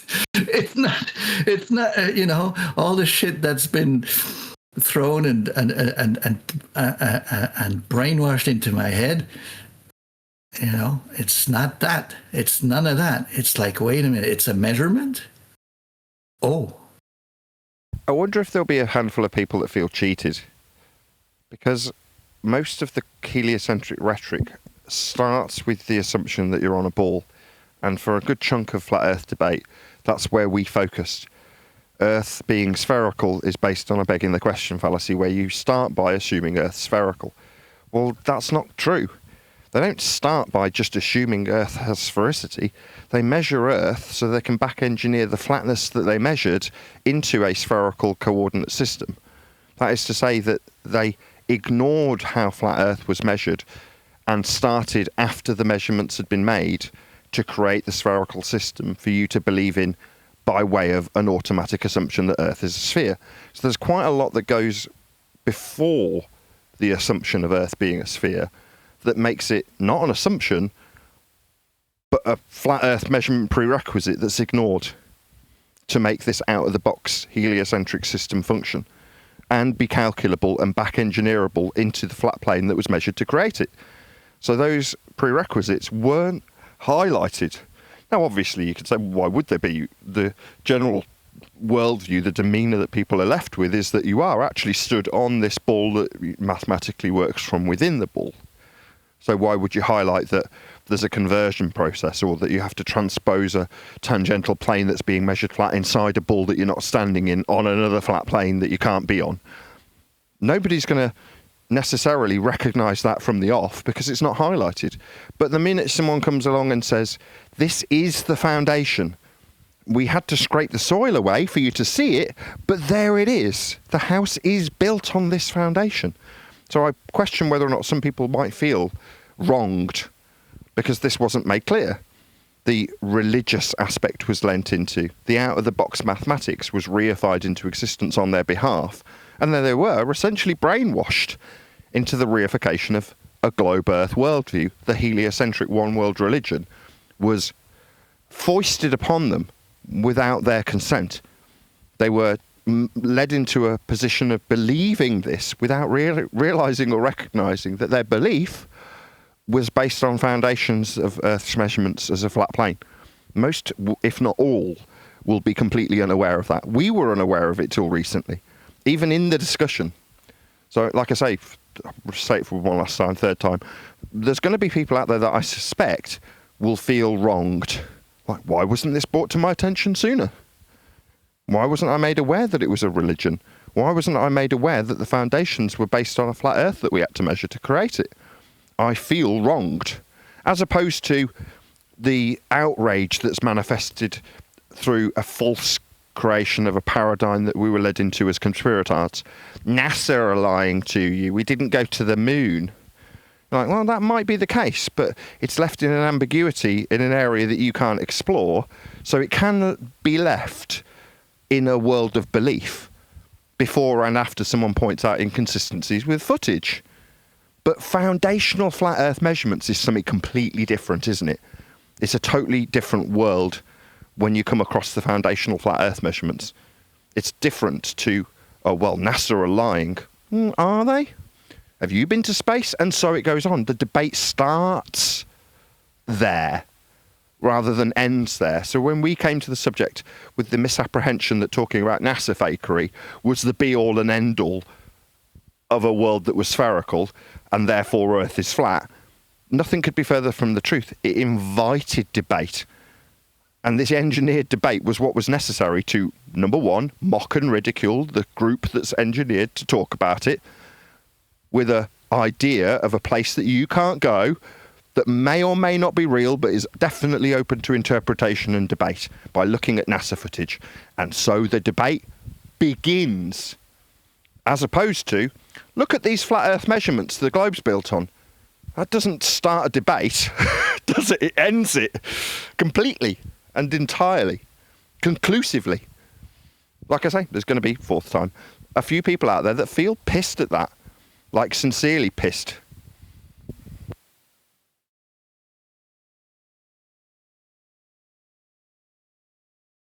I can't wait to see I it. feel privileged to have been following this path and listening in and observing and being part of this. Listening to some of your older episodes really highlights this, and it's wonderful. It's a victory. Well, it's a nice thing to have in a back catalogue, like the evolution, excuse the phrase, of the discussions, to the point where they're conclusively undermined by way of the necessity for flat Earth measurements. You go back and listen to a 5-year-old debate, and it's us in our own way suggesting that we have brought a conclusion to the Earth not being spherical.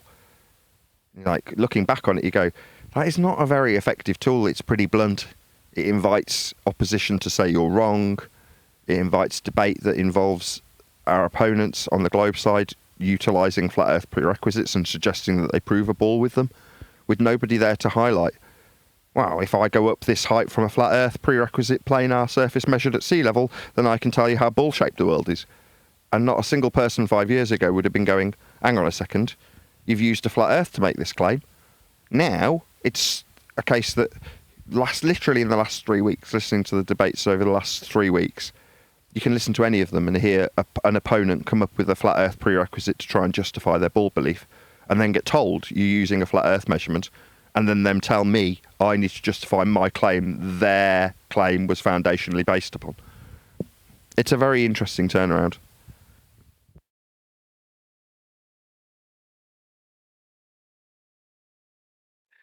Yeah, it is an unsurmountable challenge. They can't, it makes sense that it is, because what it is a measurement. It is measured. There is no discussion. There is no argument.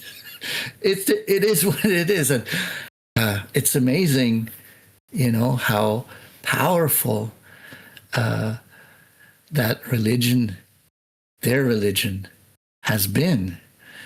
And just watching the path that was required of people like you, Nathan, and all the others to get to this point. Wow, it's just overwhelming. I'm really excited. Me too.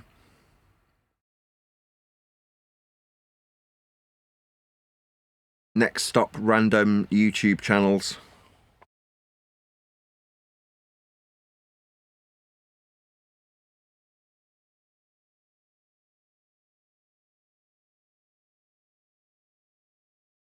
Yeah, my excitement is for the reactions, because none of you have actually read it yet. So you have. Hopefully the not that I'm fishing for compliments, but it's nice to know that people have received it well.